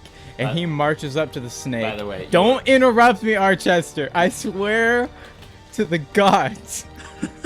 I was just wanting to let you know you're no longer raging, just as an FYI. Why? Because you Someone's fell unconscious. Wait, shoot. You can rage again. Don't. You can rage again. You have like 3 rages or something like that. I have 4. I'll rage again. Yeah. Okay. Well, should I? Okay. Yeah, I agree with that. That might be bad later, but I do it. And he gets real angry, and he takes his great axe, and he says, "I thought about this." He says, "What do you get when you take a large snake drinking a seasonal beverage? Eggnoga." And he just swings at the snake. You know, Grant, I was going to give you advantage because it thought that you were like dead. But you kind of just announced your presence with a bad pun, so I'm taking that away. Roll your attack, please. Alright, sounds good. I deserved it. Hey, I rolled pretty okay. Alright. That's a I whole miss you, buddy. 23. That's 23. 23 hits. Yes. I'm gonna roll that d12 right freaking now. It's a d12. I but it only rolled- has ones on it. Another one. Uh-huh. So Okay. that's another 6 damage. Okay. Wait, You have another attack. plus rage damage? Yes, you are raging now, so, So that adds 9. a little. Awesome. 9 damage. And then, I get another attack. Alright. You can do this. I believe. I get a roll You're again. soaking wet. I'm swinging it. That's a 18 to hit. 18 19, hits. 19 to hit. 19 Yes. also hits. Alright, d12. Only That's has a ones on it. 4. That's a No, 4. that's just a 4 with a little So triangle. that's It's a 1 with a little triangle. 12 That's how words damage. work. 12 12 damage. whole damage, huh? Mm-hmm. It's doing- still slithering. Yeah. Okay. It's still there. At the end of I your guess- turn, Normir? I guess that's my turn. And he says, "Why won't it die?" And that's it. Sylvie. Normir has risen like a normal angry man out of this water. I was gonna say like an angry god, but I don't know if I'd go that far. It is now within 5 feet of the Naga. You may do whatever you please. Okay. Is there any chance I can get in flanking with Norman? Absolutely. Okay, I'm gonna go to hit with Rapier. Yep, stab it. Stab it real good. That's a natural Stab it. 20. That's real good. Wow. Yes. It's Okay. okay. I feel like- So what happens is when Hannah leaves, the blessing is I get the granted power. to the next female in the group, which means if both of you Lydia. are gone, theoretically, Grant should roll well. Yes. Yes. Well, that'll happen It's one the of these long days. hair. It tricks Yep. the dice gods. It could be. My power is found in my hair. It's true. Now you know my secret. Okay. Uh-huh. A whole bunch of damage. 25 initial, Uh-huh. and then 15 sneak attack. Okay, so 40 damage. It had 15 health, so I think that puts it dead. So normally you come out, you're like, great axe, bad pun, another great axe, and then you just see like a little flash of dark light, which is an oxymoron, kind of steps around you over the pool, and while the Naga turns to look at you, she just runs up its back and then stabs it in the back of the head. Clicks clean, just out. It actually lands almost on top of you, but you, with your danger sense, you kind of just step back, almost fall into the pool a little bit, and then land back on your feet. Currently, you guys are out of combat. Good attack, Sylvie. I had it, but it was good. Meanwhile, you're bleeding, I know. just covered in blood, and the water isn't helping. I'm really Got hurt. your veins are like black from the poison. Gosh. That's terrifying. My eyes are like bloodshot. Yeah, your heart is beating at an extended rate because it can't push blood efficiently. I know. Sylvie I like know. takes. Sylvie's gonna like kind of push his shins to help guide him over to Cygnus. Falls I into know the pool. This is very unlikely, but can we take a short rest? Yes, you may certainly take a short rest here. Yes. Great. For if you don't know how short rests work, I'm pretty sure everyone does. You may roll your hit dice up to your maximum amount of hit dice, which is equal to your level, and then regain that much health plus your constitution for each one. So I can't really find. Am I, You have a 12? D12 for hit That's what I dice. thought. I rolled a 5 that time. It's getting better. It's getting better. Archester. Slash anyone who would be interested. I should first ask, does anyone have any questions about the surrounding area or what you see? Yes, Sylvie? Can I go look at all the druids and see what they have You on them? most certainly can. Give me an investigation check. You will find some things may be revealed if you roll higher. Dirty 20. Dirty 20, that's excellent. For the most part, you find the regular stuff that you would probably find on Cygnus. Random sticks or sprigs of berries that seem eternally preserved and stuff like that, which you can assume to be their spellcasting focuses. They're all varying races. There is a human, there is an elf, and there is also there is actually another halfling there, which bums you out a little bit. But you're also Sylvie, so you're a cold-blooded killer, so it doesn't really matter. You also find what appears to be a symbol of their kind of their druid grove, which is, it's very difficult for a non-druid to recognize the differences. It just looks like a copse of trees. If you bring this over to Cygnus, which I'd assume that you would, him being a druid, Cygnus would recognize these trees to be a mix of deadwoods, which are basically like redwoods, except not red, and they almost look dead the entire time, but they're massive, massive trees. And oaks. That's kind of the mix of trees. There's a little bit of flora and fauna, but the main thing Cygnus does notice is the way that this pendant is meant to be held and displayed is actually upside down. So the trees would grow downwards instead of upwards. The rest of you finish your short rests. Is there anything else that you guys would like to investigate around the camps about the Naga or the Druids? I would like to observe is the light still there, or did that just happen and then the thing the was light gone, has the light was faded gone? for you. Archester, we'll assume that I forgot that you had detect magic on, but we'll assume that it's still there for you. You can see just the flickering remnants of a magical spell that had been cast. Mm-hmm. If you would like to infer more about that, you certainly can. Sure. Roll an Arcana check. Oof. Bad, because of course it is. 14. 14. This is a magic that you haven't really encountered. It is a strange combination for you. It's making it a little bit difficult to tell what exactly went on here. Specifically, the spell that was being cast by the druids, the main thing you realize is there are actually kind of two different spell effects going on right now. One of them you almost can't even call a spell.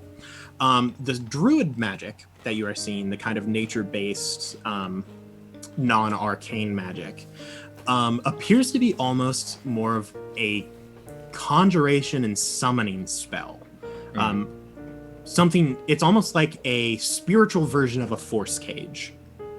Okay.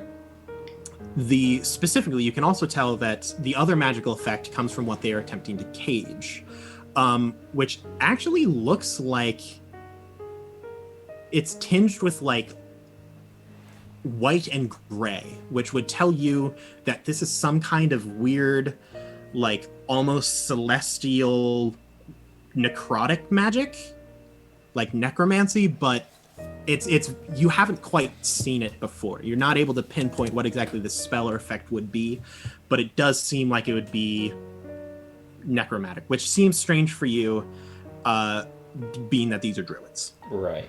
And that's centered like on the pool? That is what you believe that they were trying to capture with their magic. Okay. Or maybe not completely capture it, but steal a part of it. Interesting. Does anyone else have any questions about the area, or would you like to head back to Jormungandr? Well, Normir says, wait. Oh. Normir might as well say, help me see if there's any paths disclosing secret places. I was assuming this was an entrance to a druid home. So he's going to search for a path in the woods, and if anybody would like to help him do that. You do That'd be see helpful. that there is a cave in the cliff wall. Oh, the cave. He's like, never mind. That's a thing that exists. And he'll walk over there and look at it and also beckon the others. Okay. Excellent. Make investigation check with advantage. Yes. While he's walking over there, I'll pull Cygnus aside. Have you ever seen something like this? This kind of magic with druids? I get very necromantic, summoning, arcane kind of vibes here. You're throwing out a lot of words that don't necessarily correlate. What are you asking? Have I seen like this kind of magic or ritual before? Yeah. Specifically with druids, it seems very odd that they would be casting something like this. Not personally. Cygnus, make a history or arcana check. You got it, buddy. I'm bad Come at on, both Cygnus. of They're both intelligence. these. Yep. That's a 13. 13. You can't quite pin exactly what it is. It isn't unheard of, but it certainly isn't common. For most of the time, because necromancy, you cast necromancy spells. Necromancy is also involved in healing. But since this didn't seem to be a healing type of spell, you are a little confused as to its purpose. You do know some fungus druids that do use necromancy more fluently, but you don't talk to them very often. Yeah, they do their own thing. Necromancy isn't terribly uncommon, and it's not uncommon for like circles to perform rituals together and trying to amass power. But I mean, it's not like my circle particularly is involved in trying to make acid rain and whatever this snake thing was. So, Right. sorry. Normir, what did you get on that investigation check? I got a 19. That's pretty dang good. So Yeah. you enter this cave. You can tell that this has been the living space of these druids for a long time. There are kind of straw mats that are littered around the place where you can assume that they slept. There is almost like a stone table that has been formed out of the wall. Cool. That appears to have paper on it very similar to a lot of the paper that was sent that had those druidic runes on it. Message between the army and the traders of Jormungandr and stuff like that. Specifically a 19, huh? You do find a bit of writing once again in druidic. That if Cygnus takes a look at it, which I assume that he does, Yeah, Normir will get him. he used We'll tell everybody words, that it's big there. words. Can't Cygnus, you take a look at it. This appears to be a correspondence between what you would assume to be the leader of these druids and a figure that is not named per se. Like it isn't like, yes, Jonathan. But it's just referred to as the Wanderer.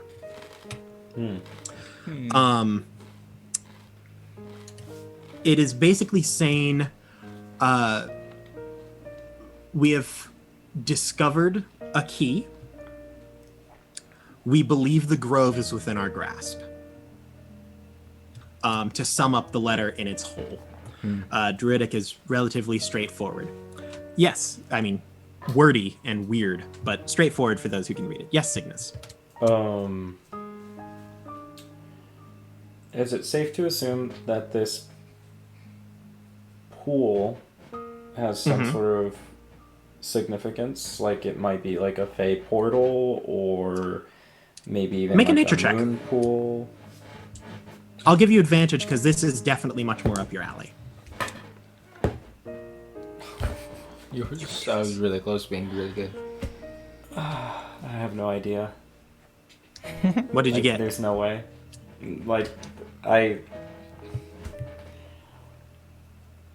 Nature? Yeah. It's a wisdom skill. Isn't it? No, nature's intelligence. Nature's intelligence. Use your wisdom on this. I dislike that. That's This is the a very DM saying this is a very it wisdom. It should be wisdom. It Nature doesn't should be matter wisdom. because it's still just a 9. Just a 9. You think that don't this know. pool is naturally forming, which is certainly strange, but you can't come up with any specific significance. It doesn't feel very fey. But naturally forming to a druid doesn't necessarily mean it wasn't encouraged growth. So it could have been a small pool that wasn't exactly perfect, that was encouraged to grow in a certain way or extend in a certain way. Although it does look bottomless, you can tell that it is not like an infinity pool or anything like They that. swim in it. It is relatively lukewarm water, which is relatively strange for a mountaintop. It is cold everywhere else. It isn't freezing, but it is pleasantly cool.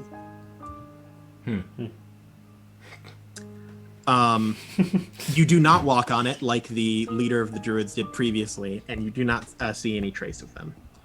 Are there any more questions about the camp, the Naga, the druids, anything else?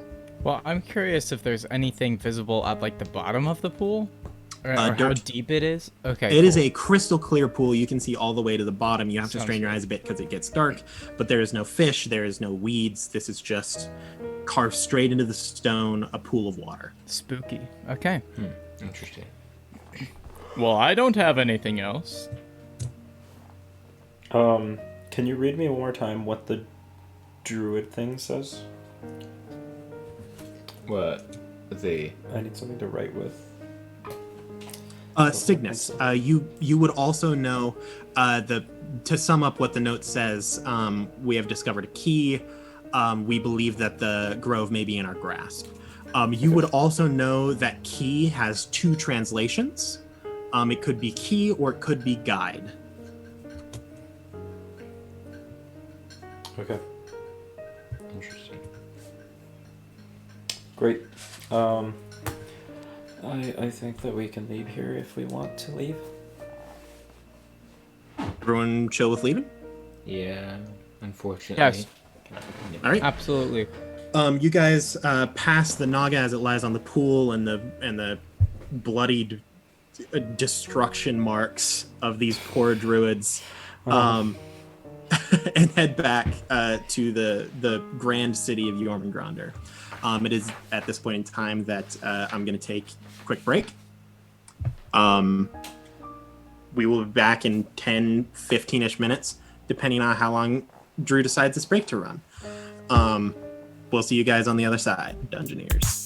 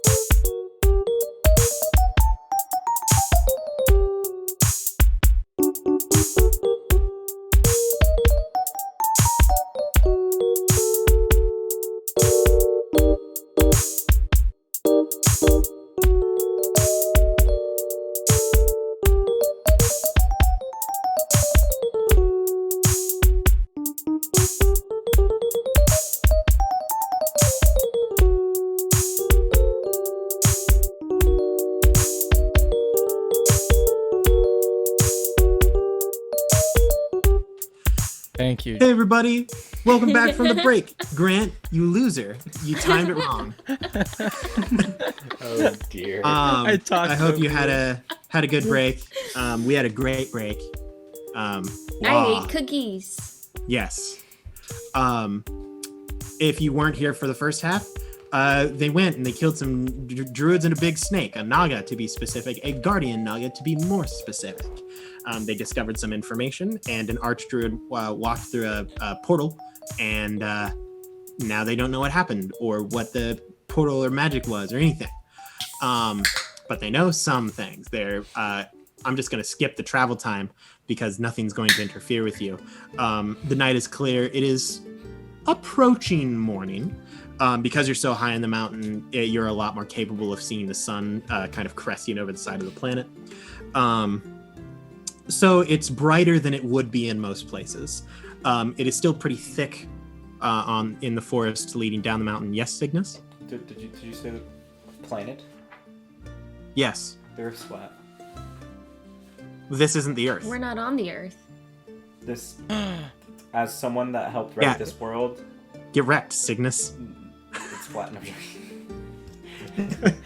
For a sec, you had me convinced for like a second. No, I was like, no. oh, really? But yeah, you guys head back to the grand city of Jormungandr. The sounds have tarried. They're not quiet. You can no longer hear the screams of pain as acid rain is poured over a small army, or the sound of armor crashing against steel as warriors of the High Guard fight against each other and knock each other out.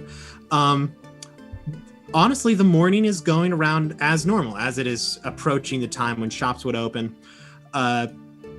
the streets are beginning to have people in them. A few shops are kind of opening up, cleaning up. You enter through the gates as you normally would. No one interferes. It's the same guards. You do notice that one of them is unconscious on the ground. But the guard that is awake recognizes you, lets you in. And you head back to the Great Oak. Sitting back in the chair, as once again the guards kind of just let you in as they saw you leave. You do see once again a couple of guards unconscious, lying in a corner, tied up. That's kind of the usual right now. Sure enough, the High King is sitting in his throne, once again looking like the kind of old broken man. A staff planted in the center. And he goes, "I see you've returned. Great. How did it go?" Well, it was all right. We encountered the druids and stopped whatever spell they were casting. However, when we got away, he kind of opened a doorway and walked through. Yeah, doorway. So it seems that this little venture of ours might continue a little longer.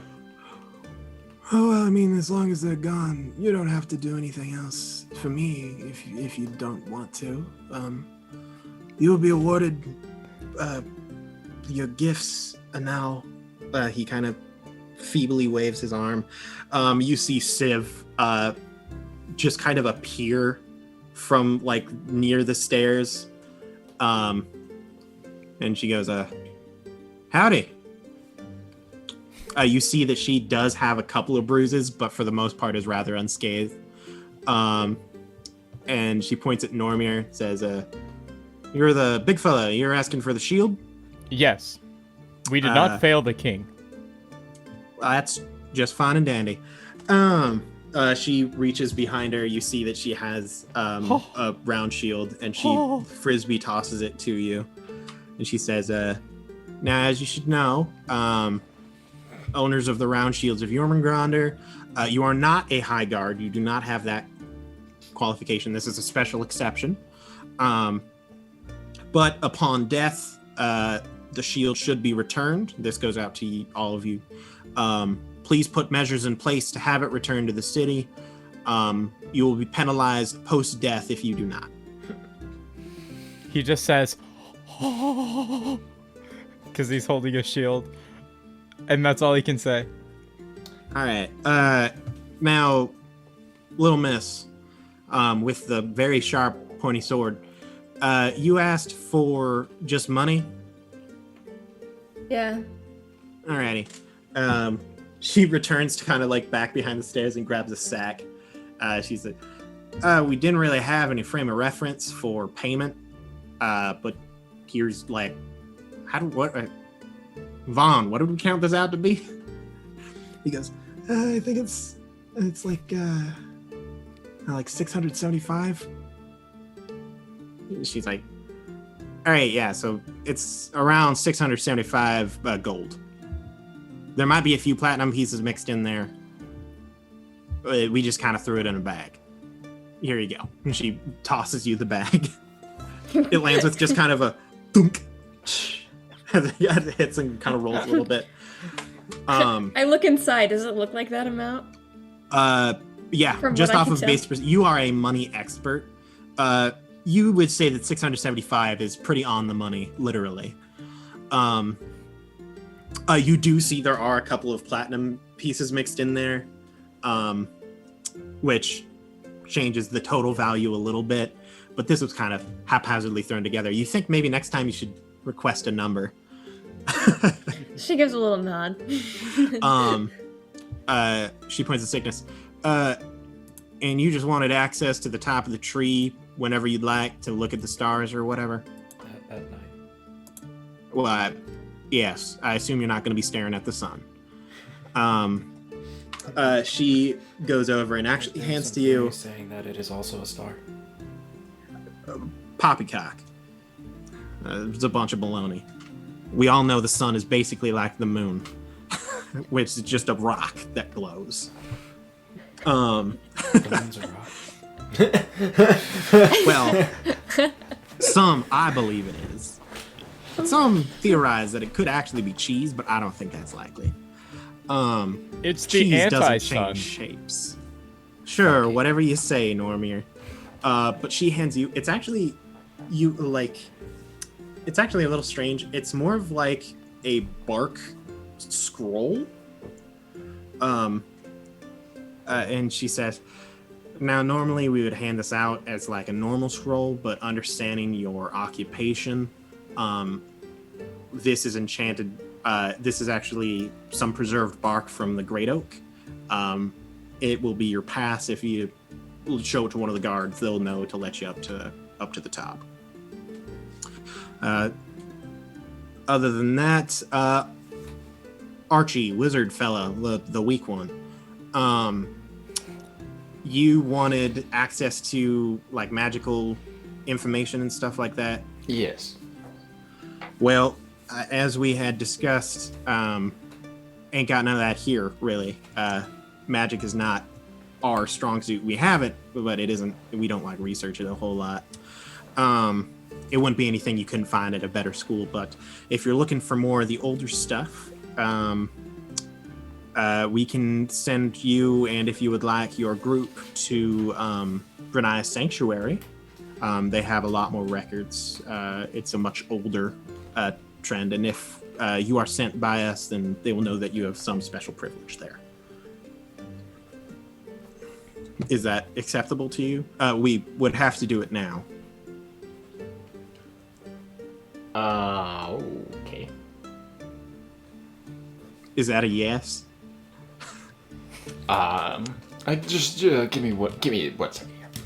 All right, you got time. And Not a whole lot, but you have some. I'll quick pull the group into a small huddle. Do you guys have any reservations against going to this library? Well, if you go, you'll need some help. I don't know what I could provide in a library. Cygnus, you would know. Well, actually, Normir would know this better. But you have heard tales of Brenia's Sanctuary. It is on the other side of the world. Which would be a different group of stars. Not a different group of stars, but seen from a different perspective.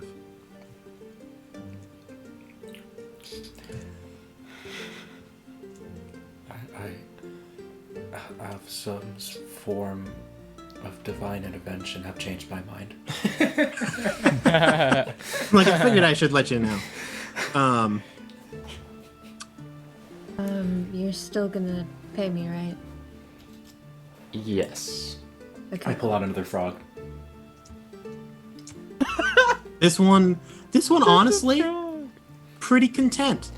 Also, You think that its heart is beating a little fast? It may have been on the run from a predator.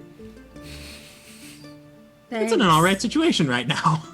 I'll take the frog. that does remind me, Aaron, to ask you a couple questions. First Yes, of all, I how have much several gold answers. do I have? Oh, you're a merchant. How much gold do you think a merchant would have? Like on you? Yeah. Within easy accessibility due to some protection from bandits and the ability to pay Sylvie, I would put your gold on hand probably at around 1,000, but it's not actually in gold. It's probably in like platinum. Okay, cool. So, what is that? That would be 100 platinum. No, it would be 100 platinum. Yeah, you have 100 platinum on you. Cool. Good to know. A lot. It's like solely carrying money in like $100 bills. At that, I will take out 10 of the platinum and give to Sylvie. Yeah, $100 bonus. Thanks for the tip. Remember to tip your waiters Remember / your always, assassins. Yeah, I was gonna say tip the rogues. Right, yeah. Yep, tip the rogues. Keeps them from running off. Right, yeah. And then I will,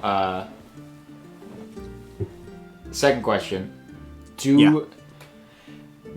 I mean, this is the spot to get it. So, like, and it would be of interest to Archester. Would I by chance have any Audronite? A great question. Could you roll a percentile dice for me? I would love to. There's moisture in here. It blows up. That is a 60. 60. No. No. Not on you. Audronite is obviously incredibly volatile. Sometimes you carry it around, but never in a vial larger than like a pencil. Because even that amount of size, depending on the purity of it, could be potentially dangerous to your being alive if you like tripped, fell on a rock, and then it broke and exploded. Right. But I do have some. Just not my person. In your possession, you have Audronite for sure. You're a wizard who is a merchant who is also successful and at 10th level. Okay, cool. So Perfect. somewhere around, you do have Audronite. Cool. Good to know. Not to mention, you also travel a lot through the Lunaconan Mountains, which is known for deposits. Nice. Okay, cool. Cool. In that case, nice. Okay. Well, if everyone is all right with it, I turn to Civ. We would love to go right now. Alrighty. Vaughn, if you could call Brunei, that would be plenty helpful. You see Vaughn, the High King, once again slowly rise from his chair, hobble over to his staff, located maybe 5-10 feet in front of him. He grabs it once again. His back strengthens as you see this almost like golden green, like forest green light almost move through his body.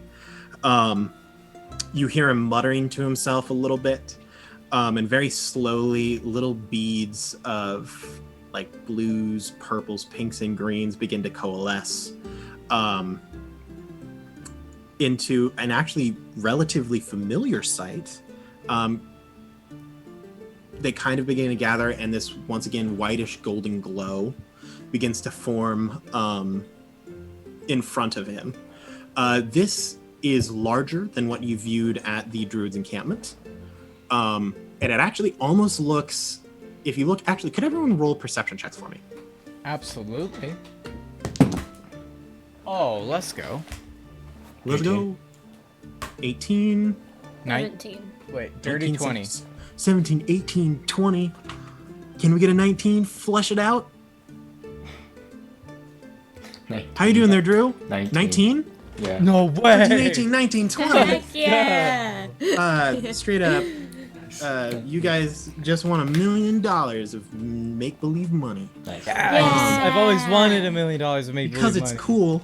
And you guys just rolled straight, which is pretty neat.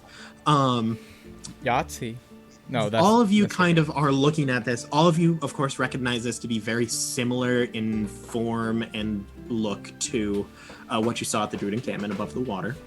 But upon closer examination, you hear multiple different things. It almost sounds like almost a musical, like joyous laughter can be heard at times emanating from this light. And then upon even like looking closer, you can almost see a figure in the light. It's really weird because no matter what angle you view it from, it looks like it's distantly in the light. But you can't tell if it's running, jumping, dancing, but it does appear to be the form of a woman, farther in this golden glow, surrounded by these moving pinks and greens and blues. Normir, you would know that what the High King is doing right now, long ago, when the first 3 people created by Yormoon were made, one of them, named Brunei Swift of Foot, asked to leave Jormungandr. Of course, this wasn't super a happy moment, but because of the sadness of the other two, aka Grom and Arden, the High King and the Shieldborn respectively, she promised them that although her body and mind would travel, part of her soul would remain here, so that way she could be close to them, and if they so chose, they could be close to her.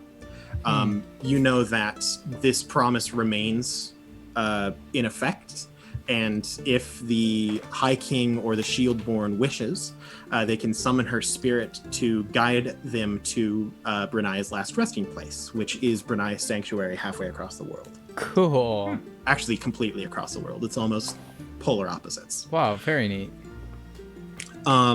So Civ says, now, if y'all wouldn't mind, just step and Brenia will bring you to her sanctuary. Normer steps in. Excellent. Yeah. I'm assuming you all follow right through. Yes. What happens next is strange. It's very emotional, I would say. It's an emotional journey as well as a physical one. You travel, and what you see, it isn't like you're zooming across the landscape or anything, but you almost are seeing scenes of life from someone else's perspective. All around you is kind of this golden light that does have streaks of blue and purple and green, that deep forest green that is kind of the symbol of the High King, and that like bronzish gold that is the symbol of the Shieldborn, as well as the blues and pinks that you are assuming kind of reflect the Swift of Foot. But you head through this portal, and all around you, from a first-person perspective, you can see different locations as someone walks or runs along a trail, swims through water, or climbs a mountain or down a cliff into a cave. There are scenes of darkness, of light, water, sky, land.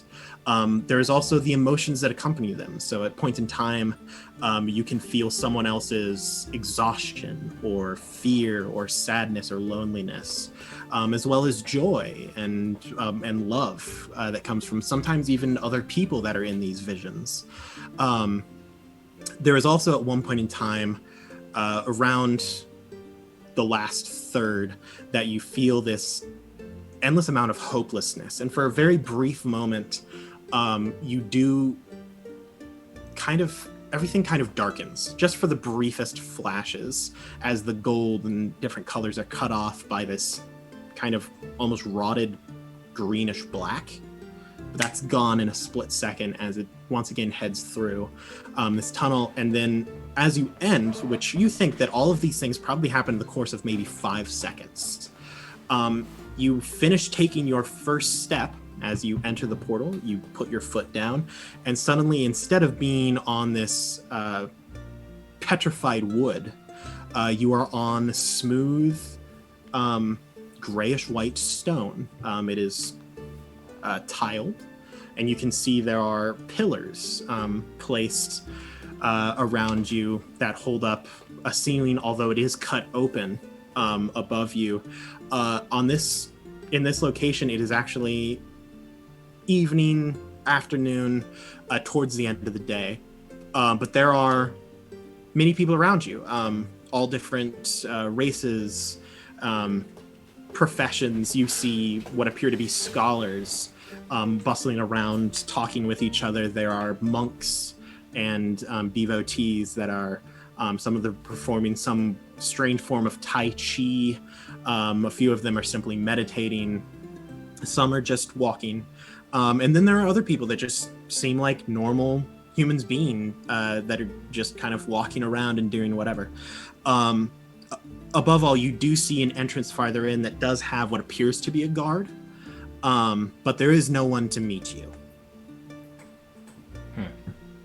Are we there with the shield bearer still, or now? No, Civ does not arrive with you. I will say, probably the most notable figure in this area, there appears to be, whereas everyone is kind of wearing just random things, there is one fellow who is wearing not exactly a strange outfit, but certainly not a normal one. It's a purple, like, vest, except it doesn't have a back. It's almost like a weird version of a Virgin Killer sweater.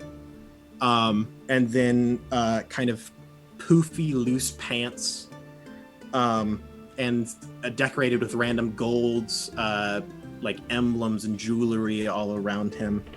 But a lot of very bright adornments, jewels and other random colors are scattered all around his body. Although he doesn't look like rich. Like, he obviously is wealthy because of what he's wearing. But just the way that he walks, even without an insight check, you can tell this guy doesn't seem to be like... Oh no.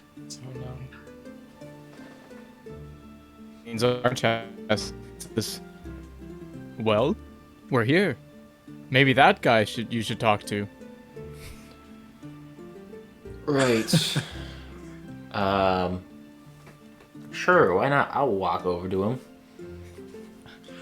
He's Sylvie- just kind of walking around. He's looking up at the sky.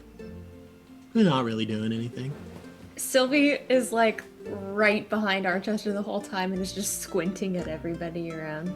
Would you like to like hide in his shadow kind of thing, or are you just actively trying to be a threat? No, I want people to see me. Excellent. So that way they know their death is there. Yeah. Stellar. Yeah, you walk up to this this fella. Kind of finer features, almost like stark white hair, semi-golden actually, like a very, very, very light blonde.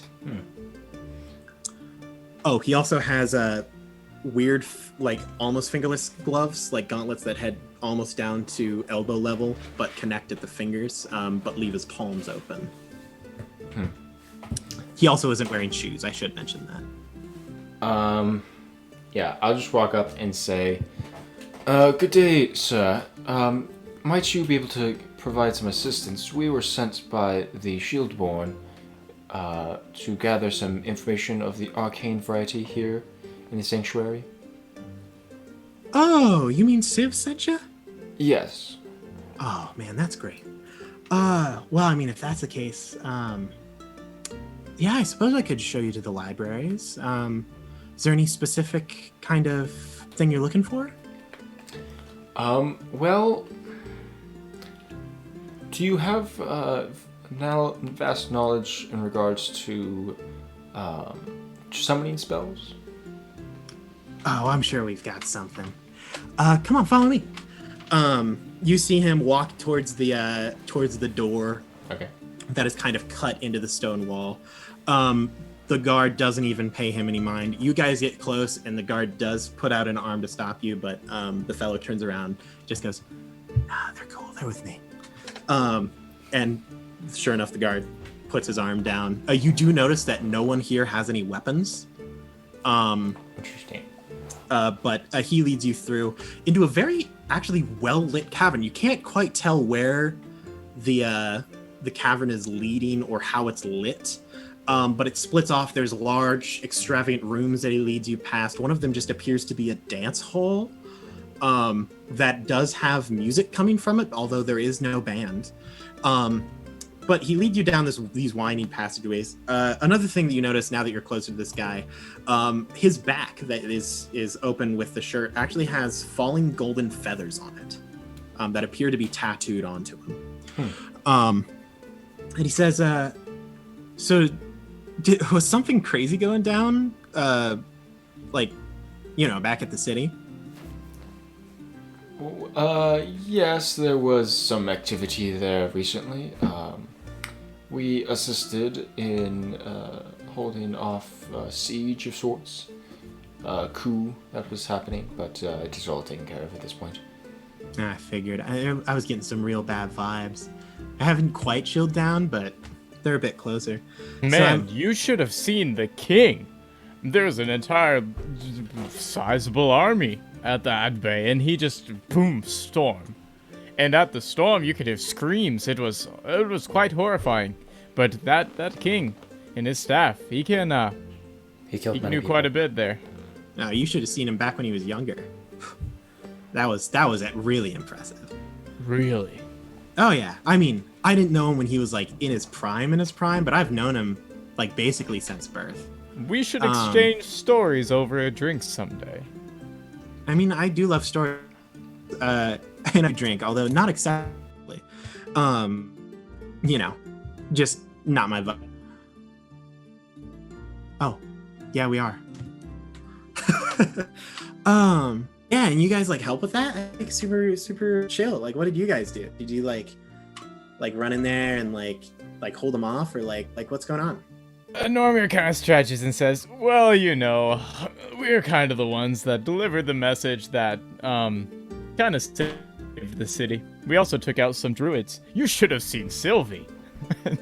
Once again, he points at Sylvie. Yeah. I almost didn't see you down there. It's nice to meet you. She's very fast. Like really Dangerous. fast?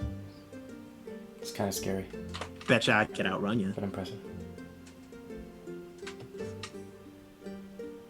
You should race. Nah, I'm just playing. I bet I could though. Oh, I should. My name's Carrick. Nice to meet you. Yeah. Hey Normir, could you make a history check for me? Absolutely, I can. Sylvie kind of tugs on our jester for a sec. Yeah. I don't really like this guy. Yeah, he seems a little, too chill. Eccentric.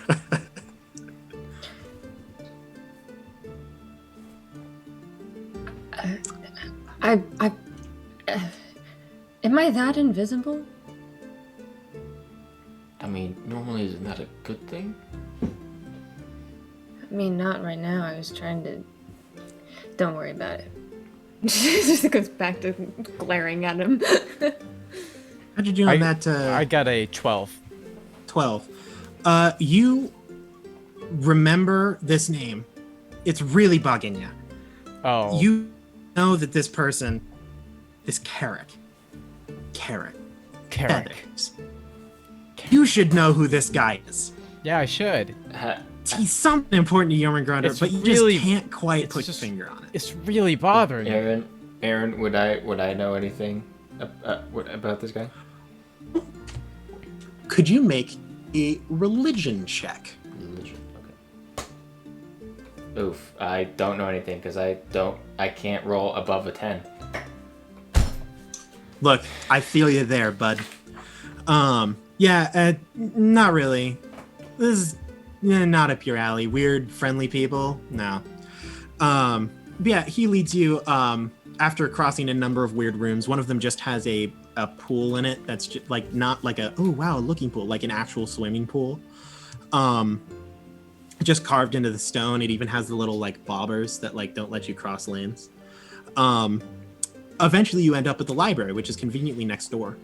It is massive. All of the bookcases and shelves are completely carved out of stone.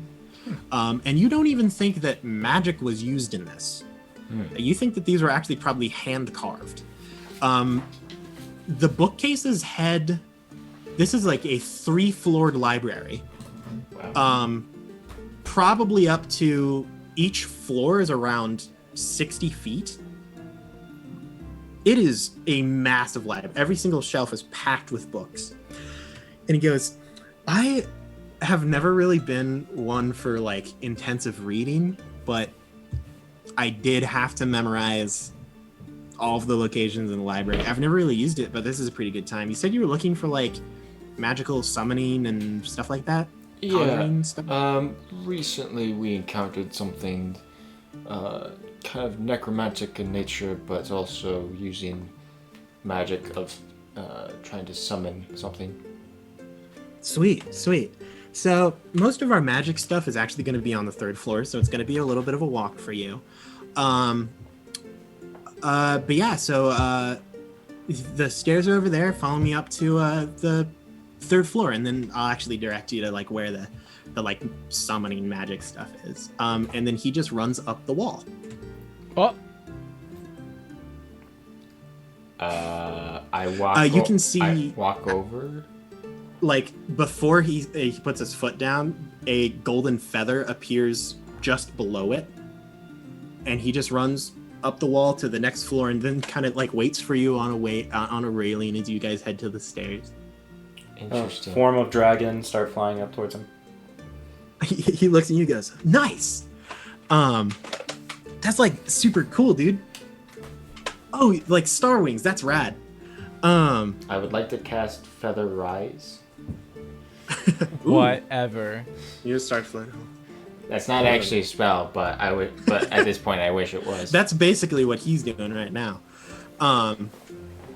But yeah, you guys head up to the second floor. He does the same. Whoa. We're not done with this. Whoa, little Normir. shebang. Normir, out after his axe. seeing everybody do magic, Normir looks over to Sylvie and notions to his back, and she knows what he means. And he looks determined. If she didn't have a mask, she'd be smirking, and she climbs on his You can back. sense the smirk. So, Normir, I'd like to try to launch off of a bookshelf and make it to the second floor. Sylvie stone. supports this. It's stone. Make an athletic check. Okay, I just want to be cool like the magic people.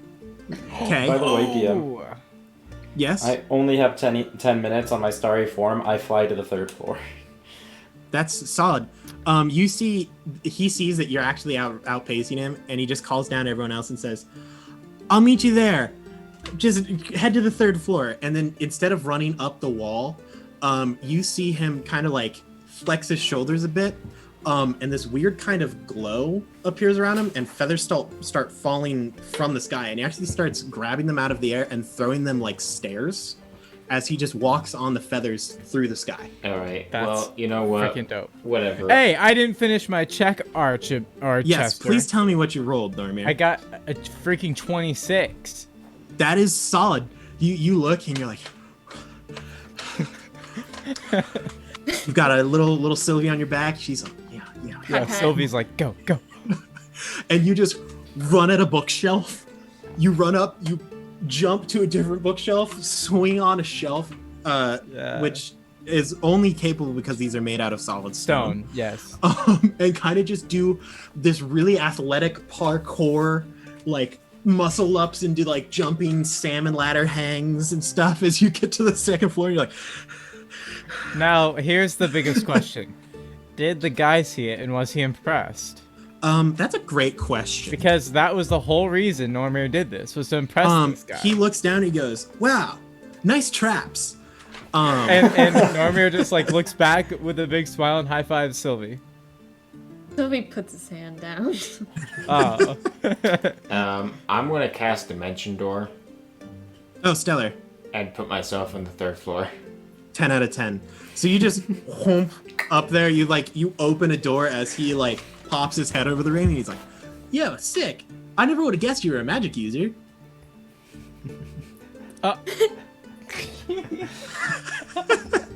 How did you know I was a water type? Anyway, Yeah, no. This is where we keep like all like our magical stuff. Over here is gonna be like conjuring. And he leads you kind of around the circle. So the weirdest part about this is it looks not safe from an architectural standpoint because there are walkways with bookshelves on either side, but in order to have kind of a balcony that looks down, there isn't a solid floor. Like there's just holes and there aren't guardrails except on the very outer edge. So like as you're walking, there will be just gaps where you could plummet like, 60, like 180 feet. Oh. Just like straight down. Like there are several holes that would just lead to the ground. But it isn't like a hard walk. It's just like if anyone were to like trip over a book, it would be theoretically dangerous. Needless to say, there are no books on the ground. that's good. But he's like, summon and conjuring. This will be the 2 or 3 sections that we have on those. Are you looking for like actual like spell like scrolls, or are you, because those are going to be a bit different, harder to like get your hands on. Are you just looking for like, are you looking for forbidden information, or are you just looking for like your standard stuff? Well, I'm trying to understand. We encountered a group of druids that were using some strange form of necromantic summoning. Necromancy? That doesn't sound like druids. No, it doesn't, which is Except why I was confused. the weird mushroom ones. But yeah, that's why we're here. Well, I mean, I suppose that narrows it down a little bit. Necromancy magic from druids. And it wasn't a healing spell? Like, what did it do?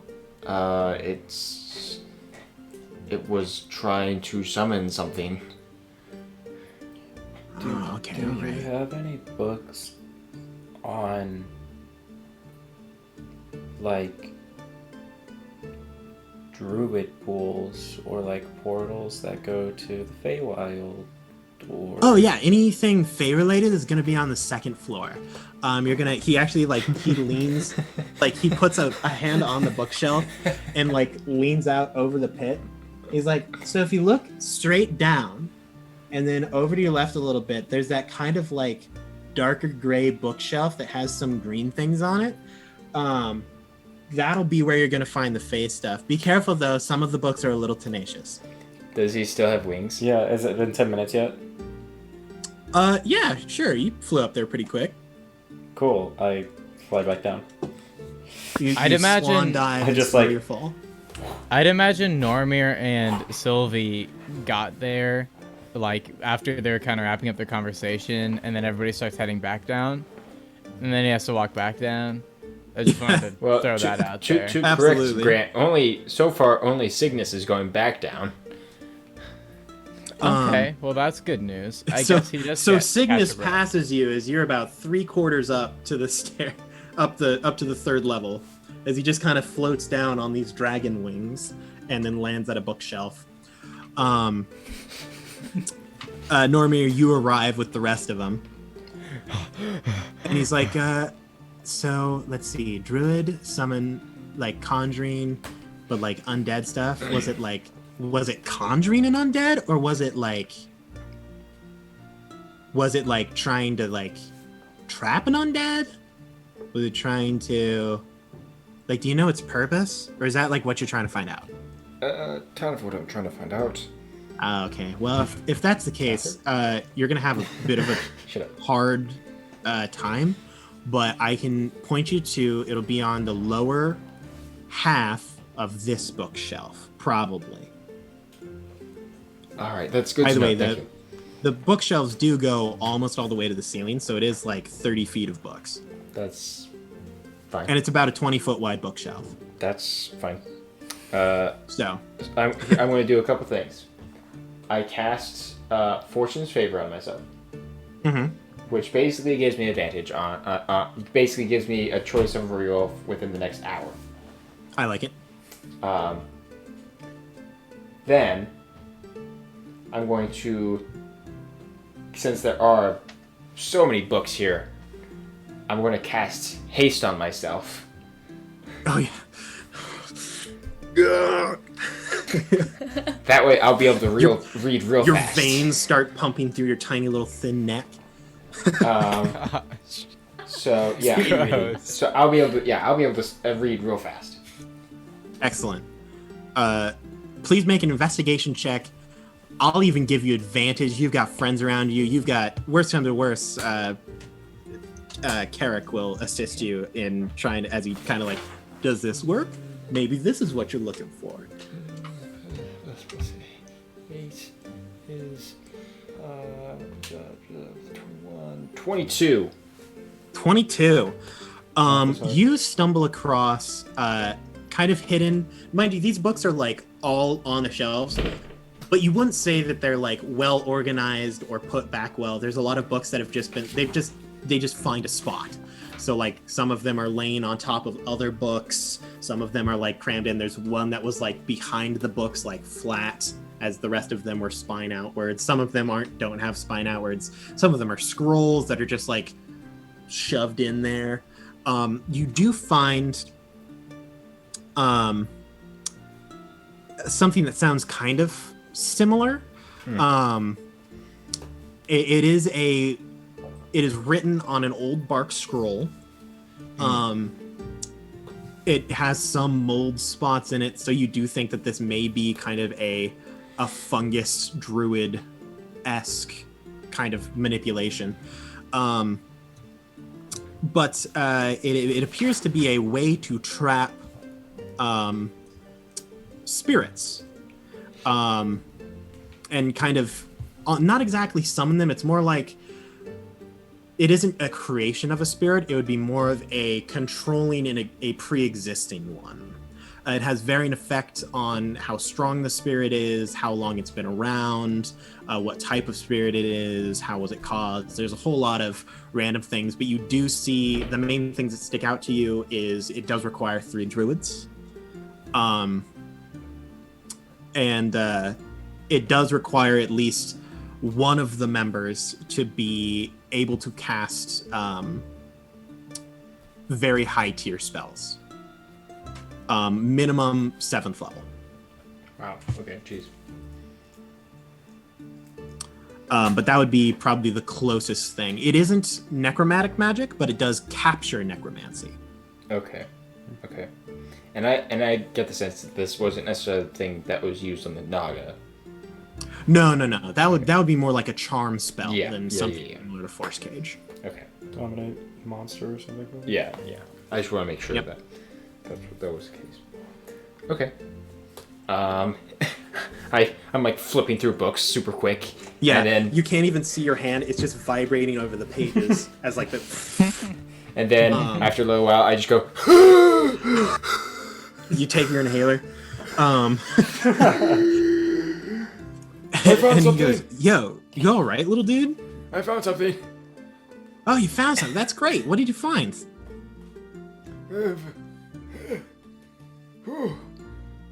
He just takes the scroll from you and he's like, all right, so it looks like a ritual to trap or ensorcel some kind of like spirit or something. That's pretty cool. Do you think this is what those druids were doing? I feel like I'm talking to a dog. Like, do you find the ball? Did you get where'd the ball go? Well, it definitely seems like it's similar to what they were doing. So it seems very possible. Sweet. 10 out of 10. Interesting. That's very interesting. All right then. I will. After Is there that, anything else I can help you find or anything?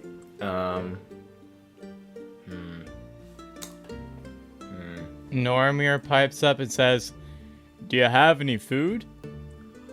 I mean, we do here, like in the temple, but like we're not really supposed to bring food into the library because some of these books are like, I mean, I'm pretty sure that, well, not necessarily in here because this is our open library.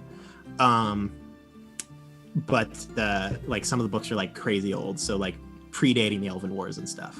Whoa. Okay, so not in the library, but like if we wanted food, we could get it. That's... Oh yeah, 100%. I mean, in the hallway, we actually passed a dining hall about 3 doors down. Shut up. Yeah, I mean the door is closed, so you can see in, but it does say food in Dwarvish above it. So just look for the like kind of blocky writing, and that's probably the right one. It's just past the swimming pool.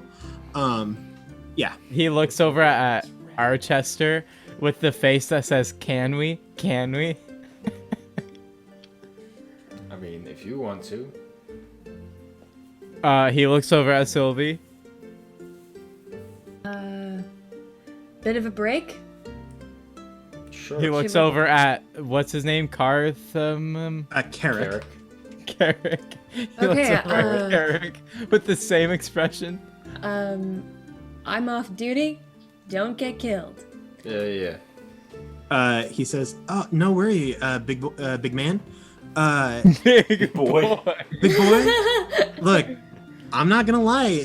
Carrick will swing any way he can. Gosh dang, whatever he feels. He's like, nah, it's no problem, man. Whatever you want. Food You is want pretty much any? always being served. No, Huh? I'm good. I just ate a little bit ago. Gotta keep an eye on the calories, you know. All right. He leans over the edge and he just goes, hey, weird kind of dirty guy. How's it going down there? I'll also at this point, I will look down. I will actually look down to where Cygnus is, and I'm just gonna jump. Hey, Stellar. what did I just say? By the way, just so we're aware, I have done a few things. One, I've cast Summon Beast. Nice. Mm-hmm. And I've made it a crow, so we can talk, at least in like Stellar. some capacity. Yes. And I've been just looking for books regarding the information we discussed earlier, on top of like star maps, if I can find any star Mhm. maps. Are you encompassing, like you said, Fae and like Forest? Are you also encompassing like any like druid groups or any information on druids as well? Yeah. Alrighty. Please make investigation checks with advantage. 2, please. Awesome.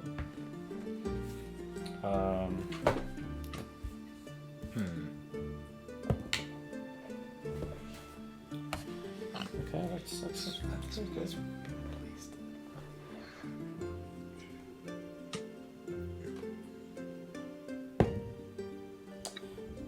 That's 17 and a 14.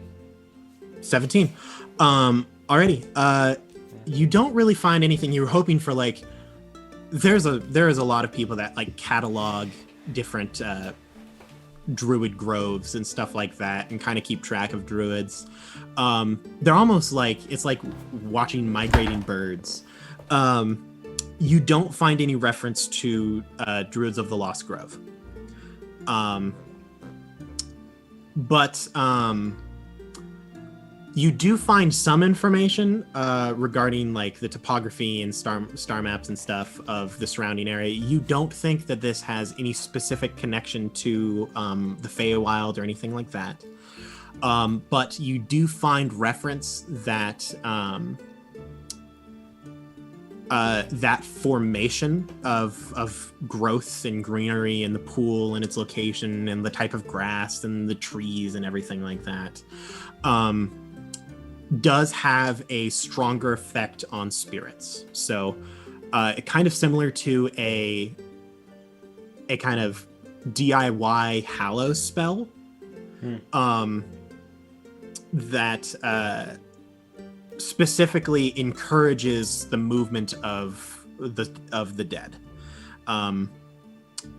Not necessarily, it keeps away undead, so it isn't looking for like zombies or evil undead, but beneficial spirits. It does encourage movement, like spirits of nature and other helpful guides and stuff like that. It was popular maybe about 100, 200 years ago by quite a few druids, but with the finding of new spells and stronger magics, it has kind of fallen off. And I didn't find anything about the Lost Grove or anything like that. Nope, didn't find anything about the Lost Grove. You find a brief reference to it that does seem as though if you were to find anything, it would be on books much, much older than this. Okay. Cool. What? So you jumped down to me? Yeah, I was gonna say, how far down is it again? Like, It is a 60-foot drop. Okay, cool. So yeah, I'll like jump down and like I'll cast Featherfall on myself. Yep. And just gently float down, and then I will. I was going to assist him. He had advantage with his bird. You see Carrick actually like lean. He sees you jump and he looks back and he says, "Straight up, have a blast, bro." And he jumps but keeps his hand on the ledge, so he kind of jumps out, swings, and then does like a quick flip and plummets, and when he lands he just rolls. And he stands Awesome. up and he's like, "So how's it going? You? I didn't really get any of your names, so I'm kind of just referring to base appearance. Cygnus? Do you need like a doctor? No, Cygnus. Got him. Oh, that's like your name. Yeah. Sup, I'm Carrick. I love this guy. Archester. Oh, him. Yep, Hey. Archester. Him. Um, You can assume that Normir two and brain Sylvie cell are big guy. eating food in the thing. Yeah, you guys Sorry. head down. Yeah. It's a very nice kind of mess hall. There are some people, some of them have books open, and they're just like eating. They'll like drop food and not notice it and just grab it like it is currently nacho day. Let's go. So like Heck you're yeah. not sure where they're getting this food. Loaded but nachos? It is Alright. it is nacho day. It's a a la carte, so you can make it yourself. But there are additional toppings that they do have a chef in the back. That Let's go. is like making stuff for you, and he's like, "Oh, you want guacamole? That'll be extra." Yes. You aren't paying, but mentally we'll keep it in mind. It'll be on your tab that doesn't exist. Oh, thank you. Sylvie is getting food, but whenever they go to sit and eat it, she just kind of remembers she has the mask on and just kind of stares at the food. One person that that also does appear to have kind of like a headdress on that covers everything up to their eyes, does lean over and says, I noticed that you aren't eating. There are eating booths for those of us that aren't supposed to show our face. They're a little hidden over there, but if you turn the corner, there's separate eating booths. Just make sure that you put occupied, so that way you don't get like run in on or anything like that. So I don't know if that helps you or if that's what's going on, but just in case. Okay, thanks. You have a good bye. He just kind of walks away. But yeah. Normir leans over and says, that guy was totally hitting on you. I don't think so. Finish your I'm nachos. just kidding. Yep.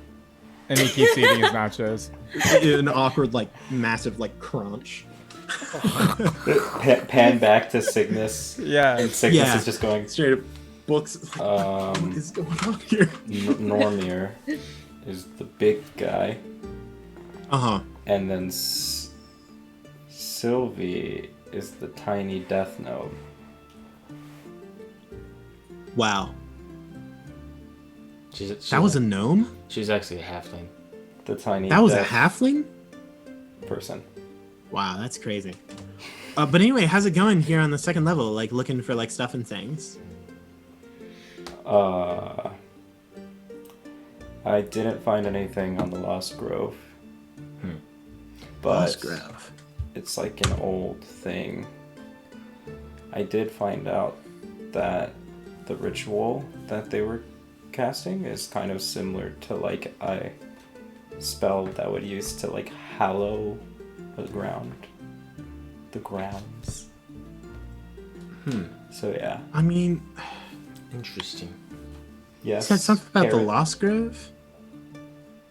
I mean, I don't know about the Lost Grove, but there's information about the first grove in the like, you know, the higher up library, like the stuff that like There you're was not a supposed to have first access to.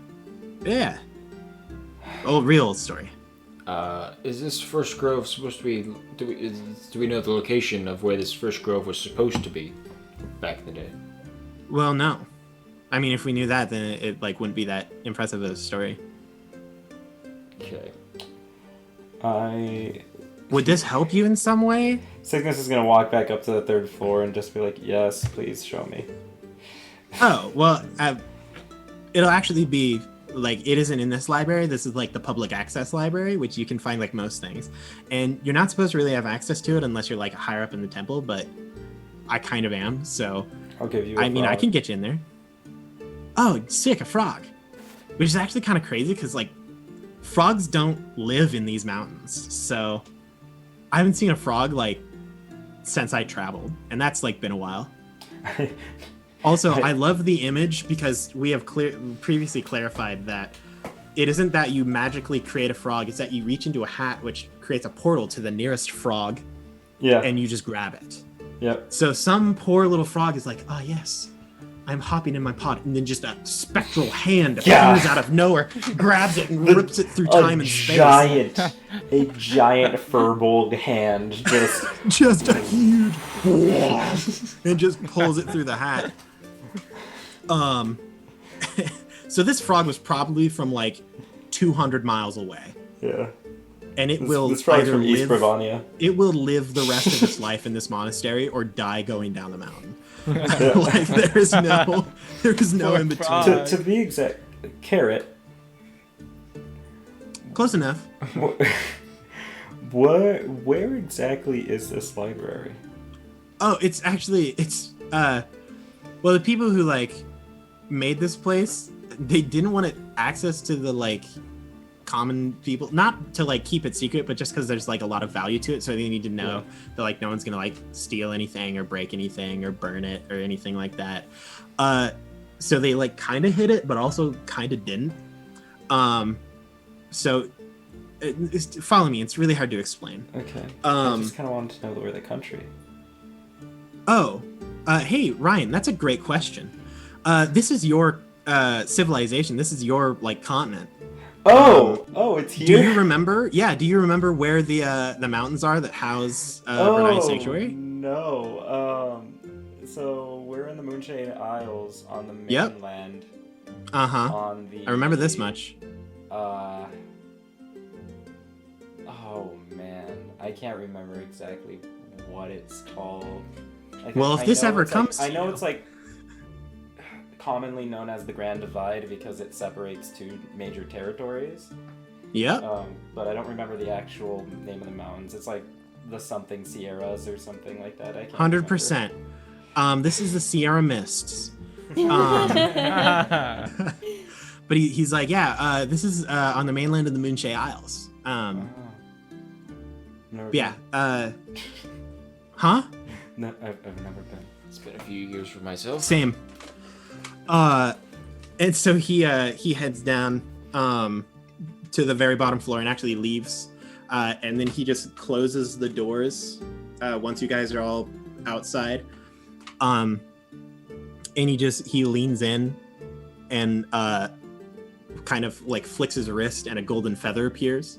And he writes something on the door, but he does the like pin pad thing where like to like stop people from seeing your pin number. So he writes it down and then he like blows on it real quick. And you see some gold dust kind of disperse. And then he just opens the door and it is a completely different room.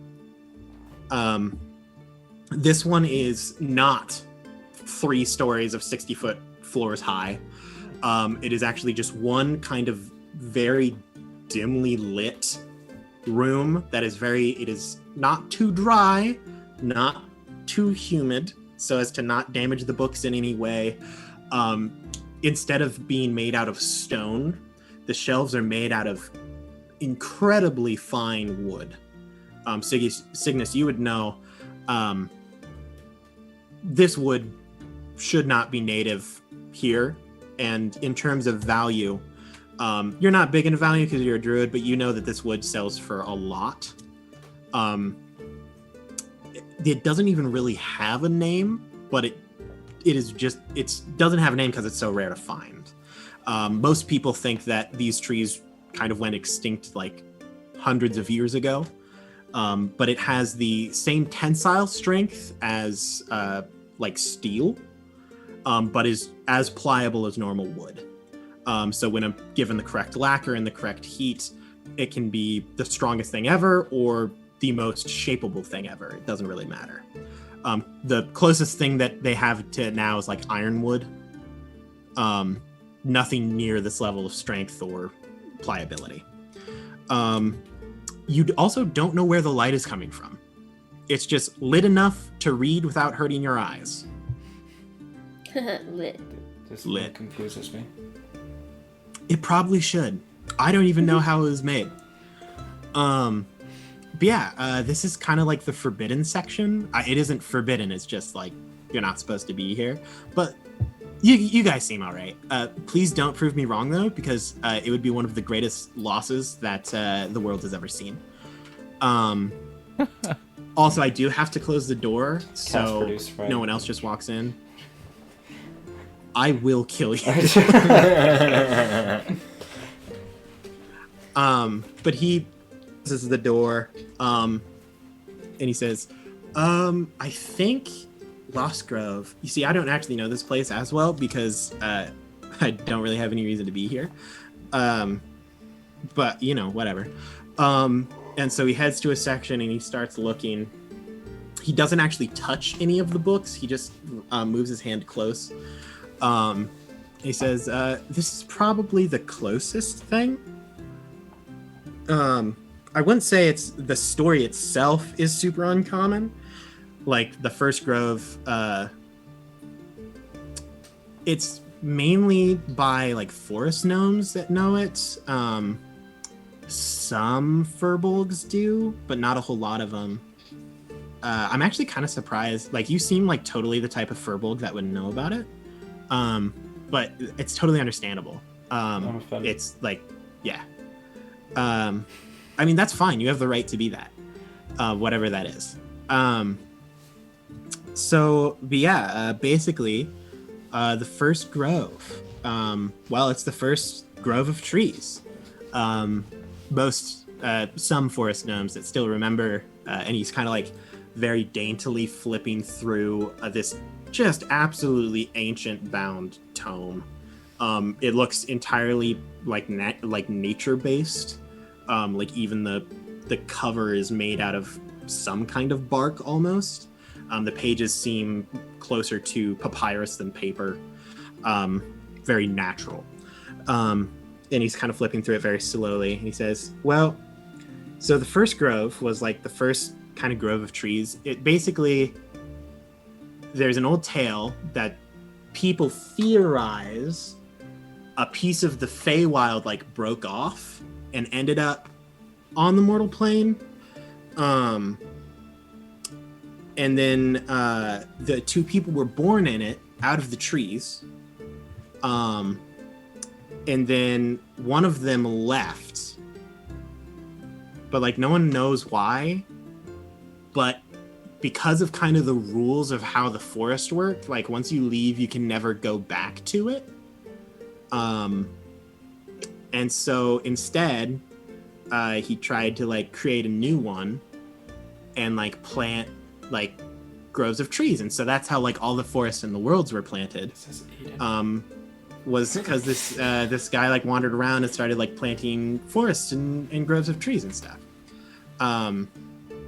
Trying to find like a portal back to the First Grove or something like that. It's actually believed that like forest gnome, like that was the first forest gnome, was this like creature out of the first like the First Grove. Dude, maybe since they can't get back to the First Grove, maybe the Lost Grove is the First Grove. It seems that's perhaps, but you know, they are the Lost Grove because they're seeking to get back to that which they lost. And perhaps that makes sense as to why they were trying to trap spirits that could be possible guides. Wait, maybe. you mean to tell me? So wait, what were they? What happened? Tell me. So I heard that they were like trapping a spirit or whatever. Right. Like, but like, what happened? Like, did it like attack you or? They failed. We stopped it. We also killed the Naga in the process, but we won't talk about that. Naga. Oh, it'll be fine. You didn't like use a wish spell or anything, did you? No. No. Okay, it'll be fine in like 1 or 6 days, somewhere in that area. Oh. Nagas endlessly resurrects. That's actually. Would I have known that? I kept asking whether or not anyone wanted to investigate the Naga, but no one did. So you may have. Well, see, I thought about that, but then other things started happening. So that 100%. So theoretically, you maybe knew that, but it didn't come to mind at the time. Hey, Carrot. Yeah. What's your job here? Oh, I mean, I really don't have a job. Why are you here? I'm Brenia's chosen. Who? Wait, what? Yeah. What does that mean? Well, so like Brenia, Grom, and Arden, Yeah. like they're dead. Sure. But like Are you, they're kinda Are dead. you her son? No. That was like they were like the first of creation and everything. So, like, nah. I thought But that was Lanham who? What? Oh, sorry. That's you're not from Jormungandr. Everyone believes different things. It's totally all right. But like that's what we believe. Okay. But when they died, they kind of became like semi-gods, or in our opinion, just gods. But I don't want to get into a debate of that because it'll never end. Don't worship But gods. they will periodically, just like all the other gods, they'll choose. They're chosen to kind of like represent them on the mortal plane. So I'm what you would call an Aasimar, and I'm Branaya's Aasimar specifically. And each one has one? Yeah. Separate from, We don't. like, the shield born? Oh yeah, no. Like sometimes they'll be completely the different same. Yeah, sometimes they'll be the same, but we kind of just get led around. Me especially. Brenaya is the swift of foot. We actually don't have a current swift of foot. The one hasn't been chosen yet by any of the arrows because they're just really hard to track down.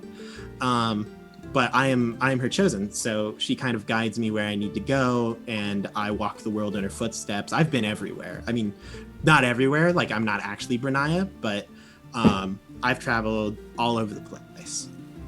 Been on mountains, been like swum seas. It was great. But something was telling me to head back to the sanctuary, so this is why I'm here. While this conversation has been happening, could looking at the books, and I'm hoping the answer is no, but I know Archester would do this. Looking at the books, are there any books that seem to be talking about the arcane specifically with magic related to chronology? Please roll an investigation check, or I will allow you to use an arcane check. Okay. I've been trying to think of what the name of the mountains are that I made, but I don't remember them right now. It's all right. We all have lapses in memory. It's really hard to remember everything. It's totally fine. I honestly don't even remember what the names of the mountains are. Yeah. I would imagine at this point, because they're still in the restricted book section, right? 100%. Yeah, So I like can you imagine finish at this eating and you're point- like, yeah. let's head back to the library, and you open it and it's completely empty. Normir and Sylvie are just like looking around for them, but we just can't find them. 27. 27. Absolutely. Yes. You just take a base glance around the room. There are more magical tomes. There are probably things in this chamber that could change the course of the world. You see there is a book that is currently somewhat open, like the cover is open, like on a table that it is solid arcane runes from top to bottom. You see one that was kind of left out on a table, or maybe they couldn't put it on a shelf because it currently has a full tongue on it, like nailed to the cover of the book. There is all sorts of things, and there is one specifically that does look newer, but it's just nicer. That is kind of a golden yellow in binding and has like cogs and wheels and like clock hands and stuff on it that is giving you real aggressive time vibes. I'll pull it out and look at it. You go to pull it out and it is stuck. It's stuck. Yes. In time. And he looks at you and he's like, it's gonna be pretty tough for that one. You have this enchanted. Oh, I didn't do it, no. But it is. I think the book did it, actually. Okay. But It's quantum locked. So it is locked in a single place and time until it decides to not be. Like, if this entire library were to burn down or explode, it would just still be kind of floating there. And A lot of the books here are actually sentient. how did you get this? It just showed up here. It just showed up. Yeah, it liked the spot on the shelf, apparently. That's what I was told, at least. Everyone likes that book. Everyone likes that book. Hey, Aaron. Well, everyone who knows about it. Yeah? I don't think DJ and I ever wrote a lich into existence, but now we have to start thinking about that, I'm pretty sure. Oh, there's... No. I have already planned... If you're talking about the tongue one, Yeah. I already got that figured out. Okay. Right, okay. Well, it's concerning that this is here, but... Oh, that... Like, stuff randomly moving around here that shouldn't be able to move. Pretty common, actually. You should see the singing arrows. Man, they're all over the place. What? Well, the humming arrows, Right. technically. What? Arrows can hum. Right. Well, yeah, they're Brenia's arrows. She left 13 of them to her followers. And why do they hum? Do they have mouths? Well, they're made with hummingbird feathers. So that makes them hum? Well, I mean, yeah, have you never heard an arrow shot out of a bow? What song do they hum? No one's ever been able to answer that question except Brenia, and she never told any of us. She hasn't even told me, and I'm her chosen. They're a real pain in the neck, though. Right. Like when you get shot by them? No, just in general. They have Oh. a serious attitude. Okay, can you do me a favor? That depends on the favor. And just... If anyone else at some point gains access to this, and is able to read this book, could you let me know? I mean, I have no way of doing that, but you'll be sure that I'll think of you. Okay, cool. I'll maybe visit every now and again and ask.